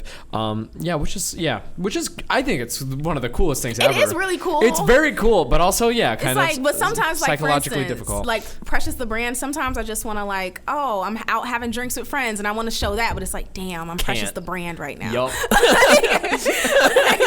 Exactly. So that's the weird piece for me. Gotcha. Cool. This says you kind of lived in the library. Yeah. So just to give just a rundown of like my college experience, right? So I had came to IU, and when I started that summer program that we've already talked about, I came in as a psychology major. I applied to Indiana University as a psychology major. When I got into that summer program, they were exposing us to everything else on, like, this is my first time really seeing, like, okay, IU really has a ton of different notable departments. So I discovered the business school. And if you recall, I had already said I knew that I wanted to eventually step into entrepreneurship, step into business. I just didn't quite know how I wanted to do that. When I applied to IU, I chose psychology because it's like it was my favorite class in high school, which again, I didn't have guidance to know, like, apply so that, you know, this degree you want to return on your investment. I was just applying to, like, I want to just study what I love. Fun. Yeah. I want to study what I love. So I'm really grateful that I made that realization early on that, you know, I need to, if I'm being realistic, studying psychology, how long is it going to take me to get a return? Am I going to be a scientist? Am I going to be a therapist? Yeah. Exactly. Yeah. So when I started that summer program is when I actually switched over to business. And then at that point, since it was late in the game, I had to go through the standard admission process for the School of Business, which was the Kelley School of Business, which is one of the top 10 business schools, undergraduate business schools in the nation. Wow. So I went through the standard admission process, which is known to be a lot lot more difficult than their direct admission process, because your direct admission process is solely based on the work that you've done in high school. And for those maybe like you and me, right, you float through high school. High school is nothing but like memorization. Like, you're getting A's. I was always an A student. And then, but standard admission is based on the work that you do during your freshman year. And that is at the end of your freshman year, if you get all B's or above, that is when you get admitted into the School of Business through standard admission. Gotcha. So freshman year, how was that report card? All B's or above? It actually was not all B's or above. A's. It was all A's or above. Oh no, Oh. no. It was so. It Okay, was all. It was mostly A's. I had 1 B and then I had 1 C in accounting. I hated accounting. Accounting is the goddamn worst class in the world. Okay, after I left accounting, I was like, oh, this class taught me one thing. I need an accountant. Exactly. Like, I don't want to do this shit. Yup. Cool. And they made us take 3 accounting classes. Yup. Managerial, business, and the other one. I Exactly. don't remember. Personal, I think. I don't know. Financial account, was it Yes, financial, it was financial. Yeah, exactly. I did all those, and I got bad grades in all of And them. I still don't do my own accounting. Hate it. Exactly. My whole class was so bad. I remember distinctly the professor wrote what debits and credits, what accounts were debits and credits on the board, and everybody still did terrible. You did on the not final. get it. It's like, wait, how it looks like they're putting money in, but it's being taken out. Like, It's the worst. I did not. Oh, this get is it. bad. This is bad. That there's money in this one. It didn't make sense, bro. Yeah. It did not make sense. So yeah, accounting was the one class that I did indeed fail. Well, I didn't fail. I got a C in, but I didn't like that C. Yeah. So either way, it was because of the connections that I had made my freshman year, right? So I told you I had ended up getting a job position in the Office of Scholarships, and that's how I ended up making the rest of the money applying to scholarships once I got on campus to then get a really big refund check once everything came. And then even furthermore, I got involved within the School of Business before I was an official business student. So my That's smart. freshman You're doing year, the networking. You're navigating good. Exactly. So I had joined a business fraternity, which was really good, right? That looked really good on my application, my standard admission application for Kelly. And then I was also chosen for, I was chosen. I was going to say appointed, but chosen for this board. So the School of Business also has this like CODI board. It's like an Office of Diversity Initiative Student Advisory Board, where we pretty much advise the dean, faculty, and staff on ways that they can further help attract and retain diverse students to the business school. So all of that, I believe, culminated into them looking past my C. Gotcha. So I did end up getting into the School of Business, but most of my time was spent because, again, all B's or above, and then just navigating this new experience of these classes are actually hard. Like, high school wasn't hard to me. High school's a breeze. Yeah, no, and these are like awful. No, Exactly. Yeah. I mean, that wasn't really my experience. I feel like I always struggled in school because I was just doing so many other things, and I was like, I'm going to do this and this, and then I don't know. So I wish I could be like, yeah, high school was a breeze. It was not. Cool. Admitting to the Cal School of Business, getting social entrepreneurship in Costa Rica. You went to Costa Rica to study social entrepreneurship? Yeah, so that was my first time out of the country, which was really, really like crazy, because now for a lot of people that know me now, I am a huge travel buff, or I was before coronavirus. yeah, when we now can't travel anywhere. Exactly. So that was kind of the kickoff of like my own travel bug within me. And now, as a part of my brand, I do a lot of solo travel, or again, before coronavirus I did, and I just enjoy traveling in general. Where's the best place to travel? If you were to tell me to go, you have to go here solo travel. Thailand. Really? Yeah. Solo travel by yourself, like planning day trips and stuff. Do you make videos about it and stuff, or is it just? I make videos? It was more of like I'm putting it on my Instagram stories, Gotcha. Snapchat. Like, I put things on Instagram, but I wasn't vlogging it. No. Right. Okay. So I was not vlogging it, but it was a really good time. And if I could say one place, go to Chiang Mai in Thailand. And you will solo find yourself. That sounds cool. It was amazing. What is it like? Is it a big city, or is it more like relaxed? No, exactly. It's how can I describe it? Have you ever been to Little 5 Points here in Atlanta? Yeah. It's the little funky 5 like points that. of Thailand. It's like a little. It's very like funky and artsy. Cool. It's an artsy town. That sounds crazy.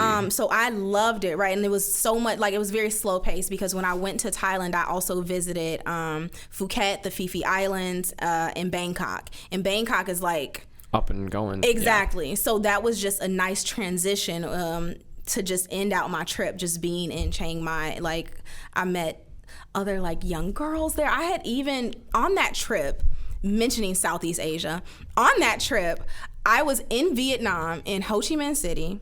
Yes. Was I in Vietnam? I think I was in Vietnam. I was in Vietnam or Thailand. I think it was Vietnam. I was in Vietnam. I had seen, like, I'm walking down the street. Again, I'm solo. I'm walking down the street, walking back to my hotel. I see somebody I went to school with. Like, I was her RA. Wow, that's cool. That's crazy. I was her RA. So it was just like being on the other side of the country. So again, this is why I mentioned travel, right? Travel is really like, I was already a very reflective, introspective person, but being able to travel solo and just completely like unplug and decompress from people, just, it was the best thing ever. But then being on the other side of the world, and it's like, I turned my phone off, I turned my service off, I've turned everything off, and I'm still seeing people I know. That's cool. It was wild. That's cool. Cool. So we are running a little bit tight on time here. So basically, some of the highlights, I feel like, some of the key experiences that you highlighted here in part 4, you eventually... you took a personal branding course in college, and then you ended up getting, you started a master's program. And yeah, so tell me about that, because that eventually became your career and is part of your, career now. So what was that branding course like? That sounds really cool. Yeah, so the personal branding course that I took, it was called T75 Compass. It was pretty much one of the very first courses that we had to take. It was a required course in business school to teach us that, okay, in business, your personal brand matters. What you're putting out online matters. People can find it if you're really trying to get an internship, jobs, get recruited. Was it mostly like fear mongering? Because most of the classes that I've taken that are like that, it's like, hey, don't post yourself drinking on Facebook or else you're not going to get a job. It wasn't that. It was not that. Okay. So and that's the piece that I really like to mention here, is that my professor for that course was amazing. Cool. And the funny thing about that is, like, just earlier this year, I had finally told her, because she sees that I'm doing personal brand, I'm in all of this stuff, but I had finally expressed to her, like, you're the person that made me do this. Started all of this. Oh, that's the best, isn't it? Yeah. When you can have that conversation and be like, hey, remember that thing that like you did that like you probably don't remember? And people think it's so insignificant, right? Like, it's always something insignificant to them, but it was like, you literally changed my life. So that's what that course was. It pretty much taught us, okay, you need to have these profiles, and that is when we were required to create a LinkedIn profile. There you go. And then that's what really kicked off the LinkedIn game for me as well. What do you like about it? What do you like about personal branding? I love the fact that, like, you can be who you want to be. It's not who other people think you are. Like, even if people perceive you a certain way, you can always change that depending on how you act and the content that you put out. So that's the piece that I like, because again, I went off to school and I was trying to redefine myself, right? I didn't want to be known as who I was known for in high school. Stuttering and kind of like, I don't know, not super social. Exactly. I wanted to completely like be that person. It's like, everybody loves Precious, and now I can do that. Cool. Love that. That's awesome. Cool. Eventually you got your master's. What is your master's in? Information systems. Gotcha. Yes. That's awesome. Yeah. So I have my master's in information systems. I completed that program. It was 1 year. So I did it more of like a 4+1, because during my senior year, I was actually in a case competition, and me and 2 of my close friends, we got first place in that competition. I won a scholarship for the program, which is what catapulted me to actually do the program. I wasn't really interested in it at first, but then I got a scholarship. What's a case competition? A case competition. So in the consulting field, they typically have case interviews. Case interviews are like, here's a business problem that I'm going to give you a sheet of paper, 1 page, read through it, the problem that the business is experiencing, solve it.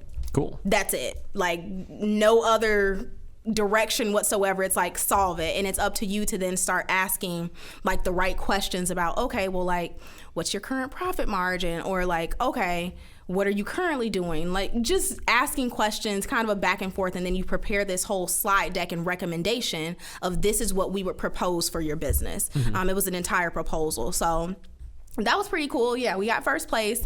And that is where I then got my scholarship to do the program. And what I want to mention about the program as well. It's called MSIS.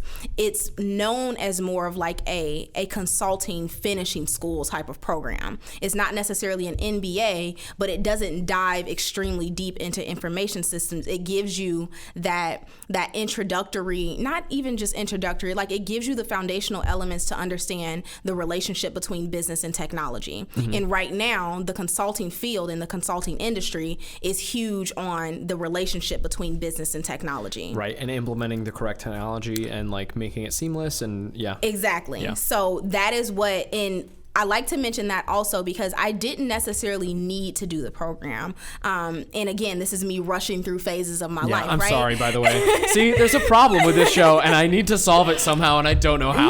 No, you're fine. It's like, it was me I was literally rushing through like, okay, I'm done with undergrad. Now I just need to I need to get a master's. Rushing. Exactly. I'm Gotcha. not saying I'm we're sorry. rushing. It's okay. No. I was like, I know. No, but like that's my problem. I always am like, oh my God, tell me more about how you were a child. And then it's like, great. Okay, now all the good bits are at the end. And it's like, damn it. No worries. We'll keep it short. But yeah, no, either way, it's like I was rushing through that phase. And so I was pretty much saying, like, I didn't think when I graduated undergrad that I was ready to go into the consulting industry. It was more of an imposter syndrome that I was experiencing within myself of like, well, I just learned what consulting is like a year ago, 2 years ago. Like, you don't grow up knowing what a consultant is or knowing these like... That's not a job. Teacher is a job. Or Exactly. Like, it's not a job that you just know. So I didn't know that, and I felt like I needed that program to put me at the same place that everybody else who was getting into the industry with their undergraduate degree was doing. And I realized later down the line that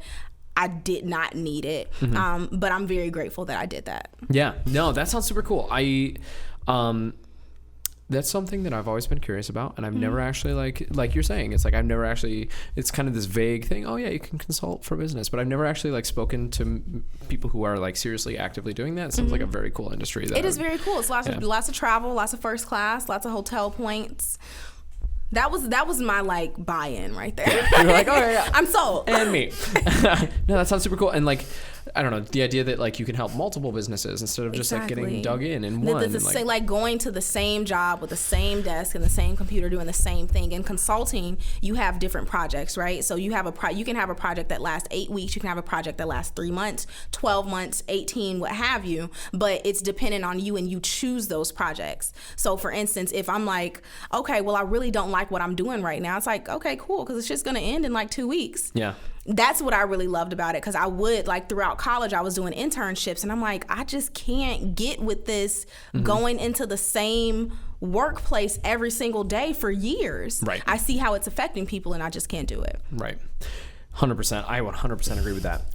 Cool. We are going to move on to part 5 of your life. Sound good? Cool. Sweet. Part 5 is called So I Can Do Both. Yeah. What is that in reference to? That is in reference to my business and my career and just everything that I'm doing. I feel like people typically, and like I said, growing up, right, like I had family members who felt like, well, you need to get a job and do it the regular way. Like, that's not going to last. That's not going to work. When it's like, no, I actually can have both of these. And I even have people now, other professionals, right, other people within the consulting industry that are like, well, how do you have this personal brand and it's just out there, right? Because you found me on LinkedIn, right? Yeah. And LinkedIn is this place where people feel like, well, my employer's watching me. Like, what can I put up?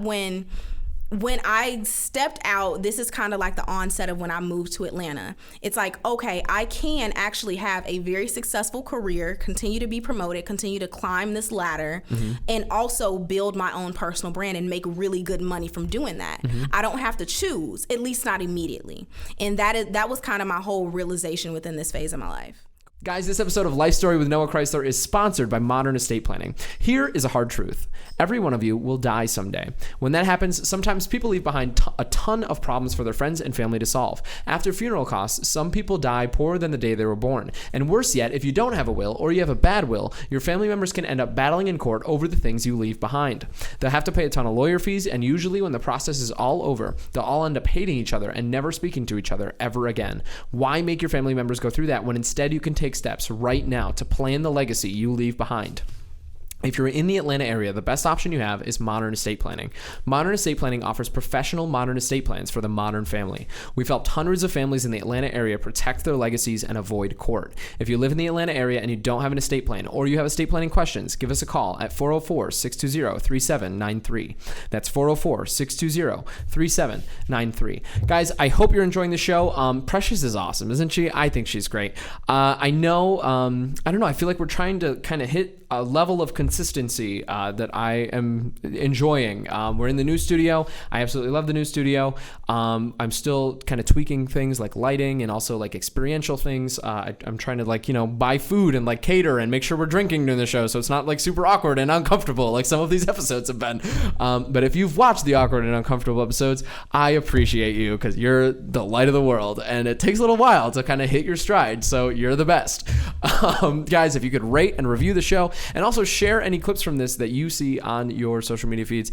That is probably the best way for us to grow. Again, like people underestimate the size and the value of their networks. And if you could share this stuff with your friends and family, that is awesome. So guys, thanks so much for watching. And I hope you enjoy the rest of Precious's episode. Also, go check out her stuff. She's really cool. She does a bunch of personal branding. Go listen to her podcast. She's awesome. Thanks so much for watching. Enjoy the rest of the episode. Cool. So this last part of your life, did we get the title of it? It was called So I Can Do Both. Yes. And you were mentioning that you can have a career and still build your personal brand. Absolutely. Those are not mutually exclusive things. Mm-hmm. Awesome. Exactly.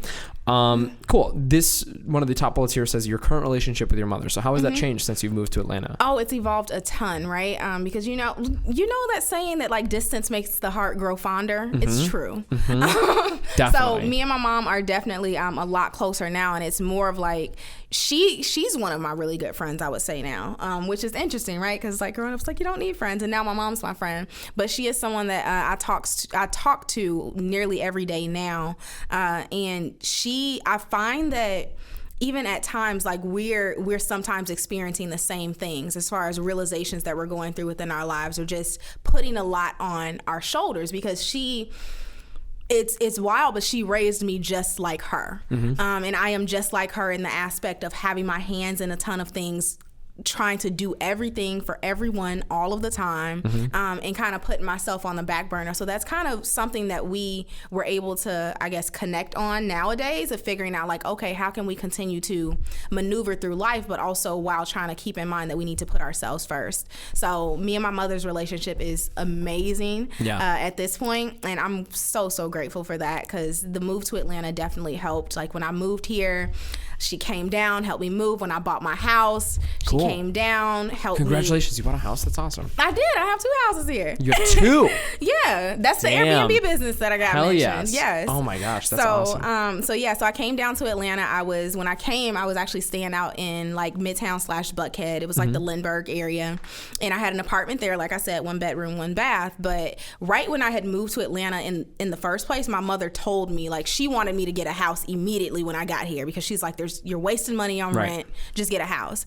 And something that I didn't mention as well, because again, I find so many parallels between how my mother grew up and how I grew up, as much as she didn't want that parallel to be there. But she actually purchased her first house when she was 21. And that's something that she's always told me, and she was very proud of as well. Yeah, that's amazing. Yeah, so she like purchased her first house 21, had this really nice job. So either way, when she came down and I actually began to get into this real estate, I guess, business, the real estate game, she is somebody that kind of gave me some pointers, helped me out a little bit.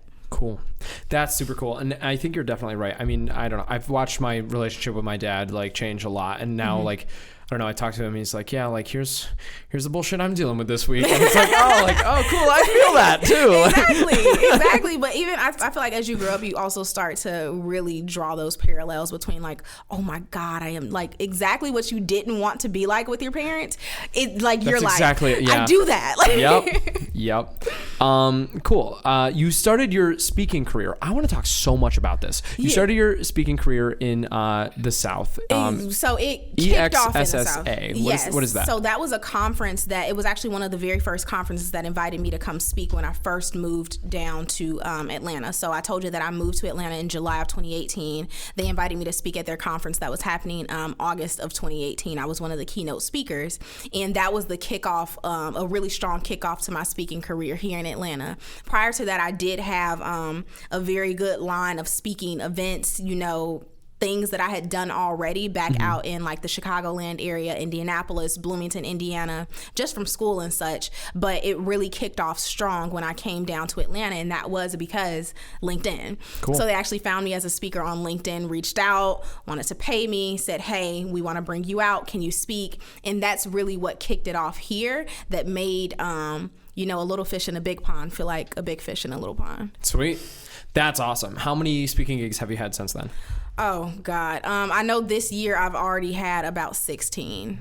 Woo, that's awesome. At 24 years old, you've spoken 16 times. Wow. What do you normally speak on? Like personal branding or more so like, I don't know, telling your story? Now more so personal branding. Back when I was first getting started speaking, it was a lot of telling my story, really like letting people know, hey, this is where I come from. I'm a first generation college student. And I was speaking to back in college, my audience was more so students, right?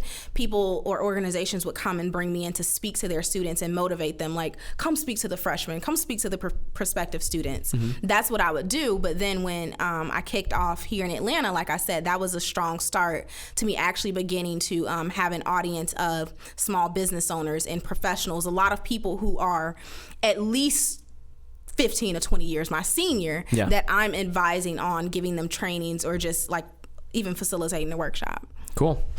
Cool. That's really cool. I want to bug you more about that afterwards. Because I don't know. Yeah. I mean, hold on. So they reached out to you and you had already kind of branded yourself as a personal speaker. Exactly. At or this as point, a professional speaker. Exactly. At this point it's 2018. I told you I started my LinkedIn in 2013. So this is like 5 years of me iterating, cleaning up my profile, putting these things out there. Because again, as long as I've been on LinkedIn, it has never always just been my career stuff. It's always been the things that I'm doing on the side when I had a YouTube channel and all of that, right? I was integrating all of that in there. Cool. Cool. Your friend and mentor, Henry. Yes. Tell me about him. How'd you meet him? So we met. So Henry actually works for Accenture as well. And we met at are you familiar with like affinity groups or ERGs, employee resource groups? They're like groups that you have like, we have a women's ERG where women just get together and they talk about corporate space and all of that. So Henry and I had met in one of the Accenture ERGs, employee resource groups, affinity groups, whatever you call them. And we just clicked. So he is older than me, and it's more of like, I look at him more as a mentor and an advisor more than anything, because when I moved down to Atlanta, I've already told you I didn't have family here. Like there was no one here. Yeah. So it was just me. What is that transition like? What does that feel like? Because I went through that too, and it is isolating and awful. And so let's hear it from your perspective. It was amazing and fulfilling really? For me. Because again, you have to understand, I'm this person who I love like a new opportunity to reinvent myself. Yeah. And that's what moving to Atlanta was for me. So when I moved to Atlanta, no, I did not know anybody. I did not have family here, friends here. But at this point, I have grown into this confident, charismatic, speaker, girl who's really like, I know myself. So when I came to Atlanta, it was just a matter of, all right, I need to get out here and I need to start meeting people. Like I need to start making friends. I need to start finding my pockets of people in my community. And for me, I started to go on apps like Meetup and just like find like, okay, like today, like I'm also interested in tech. Women in tech is like, they're meeting today. Let me just go to this happy hour. Group me's, obviously social media is a really good way for more people to connect. And when people started to see that, okay, I'm in Atlanta, and then even furthermore, a lot of my follower base or my community on social media is not just like people I grew up with or like high school, college friends. These are like people who are interested in my services. Yeah, that's awesome. Exactly. So when I put things out there, it's like, these are people who don't know, or some people who may also live in Atlanta, and they saw that and they're like, oh my gosh, you're in Atlanta. I love your content, your videos. Can we meet up for coffee? Cool. And it just kind of was a rolling basis from there. So my transition to Atlanta was honestly really, really smooth. I'm jealous. Like it was really, Cool. really smooth. Cool. That's fantastic. Cool. Mental health and family. Mental health in family. In your family. Yes. I like to mention that as well, just because like at this point, those that are listening, they've heard everything that has been going on, right? So at this point, everything that has been going on, I do want to bake in there that mental health is a really big piece of that. And in my family specifically, it's like we have experienced, how can I say this?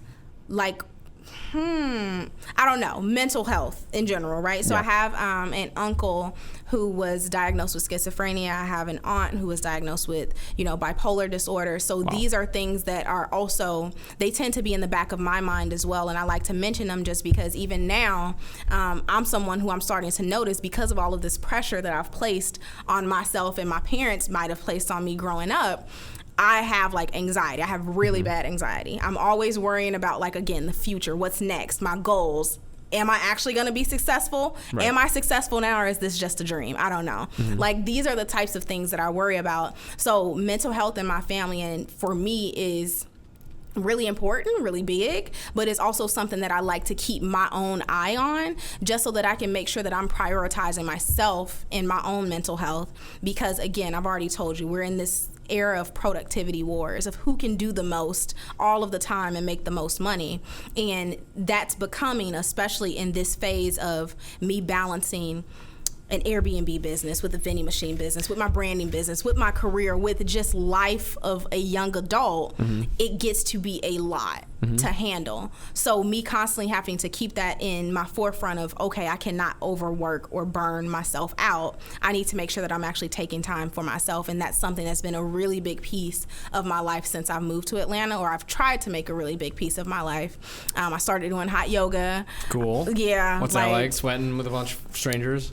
It was dope before coronavirus, of course. Oh, gotcha, yeah. Like, obviously, like, it was really dope. But then just also being in Atlanta, and I feel like you might have the same sentiment, but it's a very green city. And coming from, like, Chicago even Indiana, right? Like, it's corn. But coming here, it's like, it's trees, it's lush, it's like, it's good weather. Yeah, so, it's like in, like, a forest, pretty much. Exactly. Yeah. So it was just a completely just new experience, new awakening for me, and just allowed me the space and environment to really prioritize that. Cool.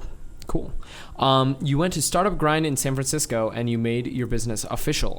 What do you think made your business official in Startup Grind in California? Because I actually created an LLC to run all that money through. Nice, yeah. When you're not like, hey IRS, please don't come after me.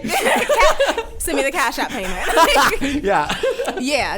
I stopped doing business through Cash App and all of that, and I Gotcha. actually created a business I actually created the brand table. So that is when the brand table came into fruition from me attending Startup Grind. And I like to mention that because I was not going to attend Startup Grind. And then I think like the week of, Startup Grind is hosted in San Francisco. We're in Atlanta. I just decided, I'm like, Startup Grind, all of the people that are going to be here, I need to be in that room if I want to take my business to the next level, right? If I want to take my business to the place where I know it can go, I need to be in that room. And this is also where Henry comes into play, because I had just met Henry probably a few weeks prior. So I'm chatting with Henry about this, and I'm like, okay, I think I should take off work. I should get all of my things, book this $500-$600 ticket, because again, I'm like, it's a couple days before the conference, before the flight. So yeah, wow. I'm like, I think I need to go. And he's like, well, if you feel like you need to make this investment in your business right now, like, then just go do it. Make it happen. Figure it out. That's awesome. So Henry's cool. Henry, I like you, Henry. Henry's gonna hear this. Henry's gonna see this. He's gonna appreciate I gave him a shout out, because he always tells me don't forget about him when I make it big, and I'm making it big now. There you go. Yeah. So he kind of encouraged me to do that, but it was just this entire, like, it was this challenge or adventure to get there. So the flight that I had to take, it didn't take me directly to San Francisco. I believe it was a Spirit flight. And mind you, this is damn near a coast to coast type of thing. I'm going from Atlanta to Cali. That's a long flight. So the flight that I had to take, number one, it was not direct. It was like $600, and I'd spent like, Yeah, exactly. For me, and I had just started my career, and this is like, it was a big deal. But then even furthermore, it wasn't a direct flight. Like, it took me from Atlanta to Boston. Then I had a layover in Boston, like, overnight, and then I went to Cali. And when I actually got to Cali, at that point, I slept on the couch of one of my friends from college. Like, one of the people that I had, actually wasn't even a friend. I was his RA. Oh, yeah. I was his RA. Like, I slept on that couch. But that was really the pivot point of, like, right after I attended that conference, that's when really, like, things in my business became an actual business. It was no longer a side hustle. Yeah. Right after that conference, I had booked my first 4-figure client. So someone was paying me like $2,000 to help them figure out their brand. And Sweet. They were like literally an executive in like this consulting firm, and it was just crazy the amount that I was able to do just from literally taking that one step and believing in myself and actually going to that conference. Yeah, that's fantastic. Cool. I want to talk about all of these because it says you went to Zurich, and I've been to Zurich, and that's awesome. But you went by yourself, then you went to Dubai by yourself. We don't have to talk about it. I want to talk about this later, though. That's super cool. The first promotion of your career. So yeah, you got promoted. Yeah, I ended up getting promoted. So again, this reinforcement that, you know, I can do both. Like, I got promoted that first year, and then again, I was booking clients. Like, it was a lot going on that I was really proud of, and I was actually showing my people and my family back home that it's like, because they're watching me do all of this. Yeah. What is that like? What are they thinking? What feedback are they giving you? They think I am like making it. Exactly. And I'm like, damn, I'm just struggling out here like y'all. Like, it's not, but no, they really, like, they look at me like, they're like, so when are you going to be on Shark Tank type exactly. of yeah. Like, because they see me, like, not only do they see me working, and then I have a business, and then again, all of my travel, my personal travel, and then I'm also in the field of consulting. So they see me traveling throughout the week. Like, she's on a flight every week. Cool. And they just don't know, like, again, it's like, what does she do? Does she even work?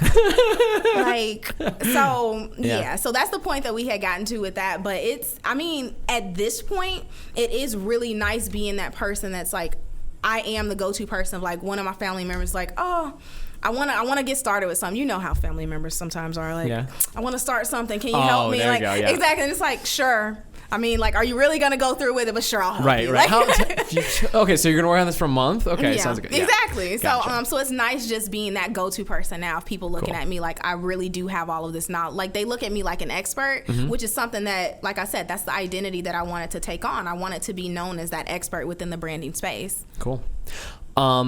Last story, you have a bullet point about starting your Airbnb business, and you've mentioned it a couple times. Can you tell me how that came to be, and what made you want to get involved and start doing that? And let's hear about that. Absolutely. So I started Airbnb or being a Airbnb host, super host, back in February of 2019. Yeah, so just early last year, I started. And you mentioned you bought a house to do this. Wow, that's awesome. No. Oh, no, not to do this. Well, yes. Yeah. Yes and no. Let me explain. So when I started in February, I was actually Airbnb in my 1-bedroom, 1-bathroom apartment. And this was. Were you buying a tent? Did you sleep in a tent? Oh, like what? Hear me out here. Okay. Hear me out.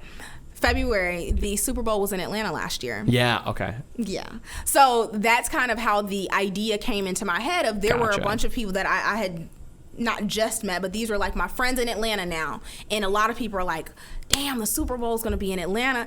I'm Airbnb in my spot. I heard so many people say that, and I saw 0 people do it. So it's really cool that you actually did it. I did it. So I did that, and that was kind of like my breaking point into the Airbnb business. I started to do that. I made a lot of money really? Super Bowl weekend. And then after Super Bowl weekend, I'm like, well, I'm just going to keep doing this. So I did not go and buy a house, or I was not like tenting out. I was pretty much couch surfing with friends. Gotcha. So I was doing That's that. amazing. Hey, can I spend the weekend here? Exactly. Can I just spend the weekend? I'm going to make a couple $100. Is it cool? Like, totally. Exactly. Yeah. Like, can I just, spend the weekend? And I'm so grateful to, again, like, have people, like solid people here in Atlanta now finally after 24, 25 years, have people that I can actually depend on and count on to do things like that. So that's how it kicked off. And then last year, July is when I actually said, because again, my mom was already in my ear saying that I needed to get a house. So I'm like, you know what? My lease is about to be up at my apartment. They've already sent an email reminding us that we cannot Airbnb our apartments. after they saw everything. Yeah. So I need to get a house. Right. So that is then when I started the process of looking for my first house. So I purchased my first home back in October of 2019. It's a 3-bedroom, 2.5 bath, and I did purchase it with the intent to Airbnb it and make money from it. Because again, it's like every move that I make is very strategic. In consulting, I'm gone Monday through Thursday, and then they also will pay. Cool. They are willing to pay to fly you. Like, you don't have to fly back to your house. You can fly to your parents' house. You can fly to a friend. You can just can get flex. A ticket. Yeah. Exactly. It's called flex. As long as it's like of equal or lesser value, you can do that. Mm-hmm. So that was my plan. I'm like, I'm gonna get this house. I'm gonna hop on a travel project to where I'm gone all week, every week, and then at that point, I'm Airbnb-ing my house out during that time and paying my mortgage. So that's how it ended up working out. I had that first house. The first purchase, I wouldn't necessarily say, like, it's a solid home, but there's so much that I learned from that purchase of just being more mindful of your relationships with your realtor, the relationships that they have with the inspector, the appraiser, like all of these different people, just so much that I needed to be more mindful of that I wasn't, because when I was going through the home buying process, it was just me, like, here. My mom wasn't helping. My mom didn't come down to help me. She came down once I actually purchased the home, like right after I closed, to help me move in. But there was no guidance in how do I go about this home buying process. Right. Because even whatever she knew, that was only for Illinois and Indiana. That area. Exactly. Yeah. No, yeah, that seems like this is a dumb story. I went to the optometrist recently, and I'm talking to the guy, and he's like, now these glasses like fit your face and like blah, blah, blah, and like you want this type of lens. And I'm like, dude, like you just need to like chill for a minute. I need to take 2 hours and just put like a ton of glasses on my face and just figure out like which ones work. And he's like, okay, like, and I'm like, no, you don't understand. Like, I've never bought glasses before. The last time I bought glasses was like 6 years ago. Okay, so like, and it's like when you don't know what to look for in this thing, it's really hard to make a good decision. Exactly. And ultimately, I was just like, fuck it, these ones, which is terrible. Exactly. But like, so I bet home buying is very similar. Exactly, and it was the same way. It was like, okay, because I'm like, all right, I found a realtor. She seems solid. Like, she's young like me, young woman. Like, no way this could go wrong. Everything went wrong. Everything you can think of. That's gonna happen more often. Exactly. And I'm glad. At some point, you gotta be just like, fuck it. Like, I'm just gonna try it and go for it and do it. And I'm gonna mess it up, and then I'm gonna learn, and then next time it's gonna be better. It's gonna be exactly. And that's the piece that even again through all of this reflection, right, that I do realize that the only way that I've made it to the point that I am right now is because this riskiness that I'm willing to do of like, okay, I'm just going to do it. I'm going to jump in. Like, I might worry about it, have a little bit of anxiety about it at first, but I'm going to jump in and I'm actually going to make the decision. And if I fall or I float, it's up to me, but at least I did it. At least I went for it, because there are a lot of people who will let fear consume them and they won't even make the decision because they're scared they're going to make the wrong decision. It's not necessarily about making the wrong decision, or it's not even necessarily about making the right decision. It's about making the right decision at the time. Yeah. With the information that just taking that first step. So that's what that looks like. And I'm glad I did it. Like I said, I learned a lot.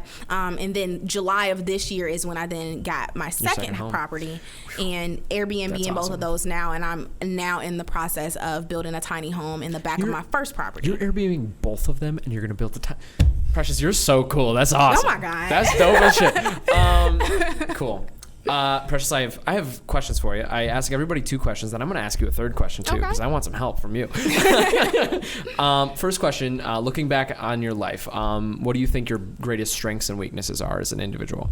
Greatest strength, reflection, being able to reflect on the role that I've played within certain situations in relationships, even with like my parents and my mother, right? I feel like growing up, we only think about our parents as parents. It's like, what? You go out and have friends? Or like, you make mistakes? You can't make mistakes. And it's like, your parents are still someone's brother, someone's sister, someone's friend, and they can make those mistakes too. So I would say my greatest strength would absolutely be just my ability to reflect on experiences and situations.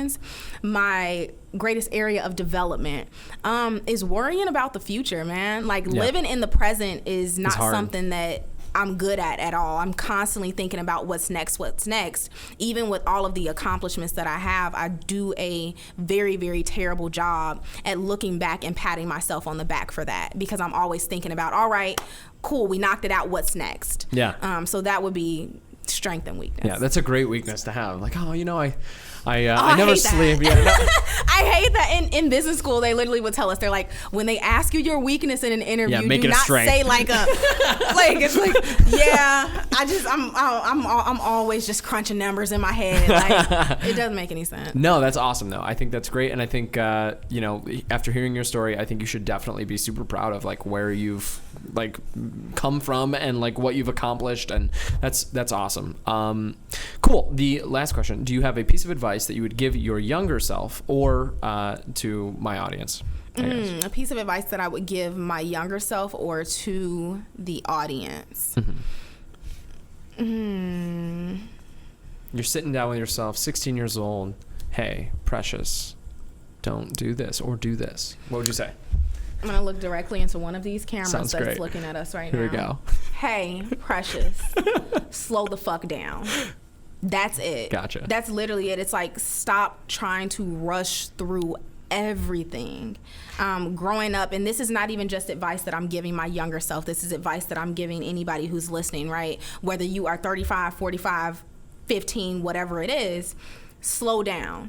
Because you trying to rush to it or rush through it is going to make the experience less enjoyable, because you're going to get to it and you're going to completely surpass it because you're speeding. And you can't, again, you're not able to see the landscape, see the sunset, because you're literally speeding down the highway of life. 90 miles an hour. Exactly. So slow down. Right. Slow down. Awesome. Precious, thank you so much. I genuinely have really enjoyed your story and enjoyed talking to you, and I feel like I could learn a lot from you, and I want to continue bugging you. And that brings me to my last question. What ways do you think I can improve, number one, this show, number two, my brand, and that sort of thing? Because I kind of want to always be learning and developing things. And just to give you some context, before this, I was doing a lot more comedy entertainment stuff, which I love to do. And I do want to make that a core tenet of the stuff that I make. Yeah. But I don't know, watching my subscribers, I went from 400 down to 370, and it was oh boy, this is, which is not much. I mean, in the grand scheme of life, but and I'm good, I'm weeding out the people that don't want to be here. Exactly. And that's great. That's what it is. It's awesome. But at the same time, it definitely gets to you. And it's oh, cool. Maybe the new stuff is awful. And it's no, that's not true. Because, I mean, the core principle behind the show is I think it's a good thing to, number one, try to understand people who are different than myself, right? And then number two, put those videos out there so that other people can understand other people, right? Yeah. I think that's really important and something that I wish I was better at. And so, yeah, that's why I started this. But I don't know. From your expert opinion, looking at my stuff, and you said you stalked me a little bit before this, looking Just at some. a little bit, okay, yeah. perfect. Just a little bit. Yeah. Suggestions, recommendations, things that you were oh, that's a little. I don't know, things like that. Make it more clear what the actual outcome or value that you're looking to provide to people from this and from everything that you're doing, right? Because I think it sounds like that there is a common outcome or value there between the comedy and between this, right? Because comedy to me is just, again, it's telling funny stories, and this is just telling life stories, right? So it's all really that common theme of storytelling, and you're providing people value through them watching this storytelling through your video content, through all of these other aspects. So just make it more clear what it is that, the value that you're providing.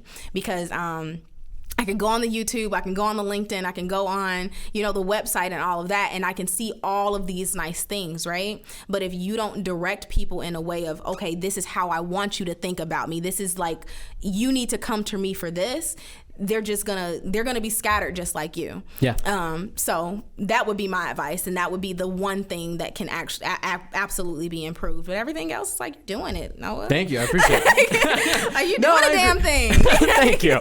No, but yeah, I definitely agree. It's I think I just need to pick a direction, and it might not be the perfect direction. It's not the perfect direction, right. And it's not the final destination, but it is a direction that you need to go in right now. Right. That is it. You're and not going to know it I think all. I've picked it with the actual video content that's up there, but the branding marketing and the support, and you're right, the website and my LinkedIn, like they can all be spearheaded and support the overall content. And they're currently, it's kind of like, and also like, I don't know, I'm also like trying to expand some of the content that I'm making. Like this past weekend, I made something that's very, very different, and more so like comedy and that sort of thing. But anyway, thank you so much for the feedback, and thank you so much for being on the show. Guys, if you enjoyed this, make sure you post a comment and let me know your thoughts. And also, if you like it, that'd be fantastic. If you could share this with your network, that would also be great. I think people underestimate the value of their network. Oh, absolutely. And people are connected to like hundreds, if not thousands of people, every single person. And they don't realize that like, oh, hey, that's one thing huge. I like to say too is like, for instance, when you like go on Instagram or even LinkedIn, right, you post a photo and some people are like, oh my God, I only got 30 likes. That's 30 people. Yeah, that's we true. forget, like we're forgetting that these are real people and humans. It's a room full of humans behind these likes. Yeah. So yeah, seriously. Yeah. Like find me, guys. You can find me everywhere at Precious C. Price. My website is preciouscprice.com. Precious C. Price on all platforms. And then like find my content too. I'm sure you'll be able to find me. Yeah, what's your podcast? My podcast is a strategy behind branding yourself. So you can find it on all platforms across the board as well as YouTube. Awesome. Precious, thank you so much for sitting down with me. Anything else you want to plug? Book, when's the book coming out? 2022, 2021? When can we watch for it? I'm so sick of people asking about this book. It's coming out soon, guys. It's coming out soon. So it's on the way. It was supposed to be this year. I'm not going to lie. I put it on like my resolutions or my goals early this year, and then like Airbnb vending and all this other stuff got in the way. But I would like to do it next year. And if nothing else, I do need to at least release an ebook. So yes. And cool. If you are interested in working with me with branding, with LinkedIn, with figuring out what you want your direction to be, I do have a program called Building Brand Authority. It's an 8-week coaching program. It's an accelerator where we pretty much go through and we rebrand you and completely position you as an expert in your field so that you can get inbound opportunities like Noah's podcast right here. There you go. Good stuff. Guys, again, thank you so much for watching. If you enjoyed this, let us know down below. If you could rate and review the show on iTunes or whatever podcasting app you're on, that also helps us rise through the charts. Guys, have a great day. Thanks so much for watching. Have a good one. Bye.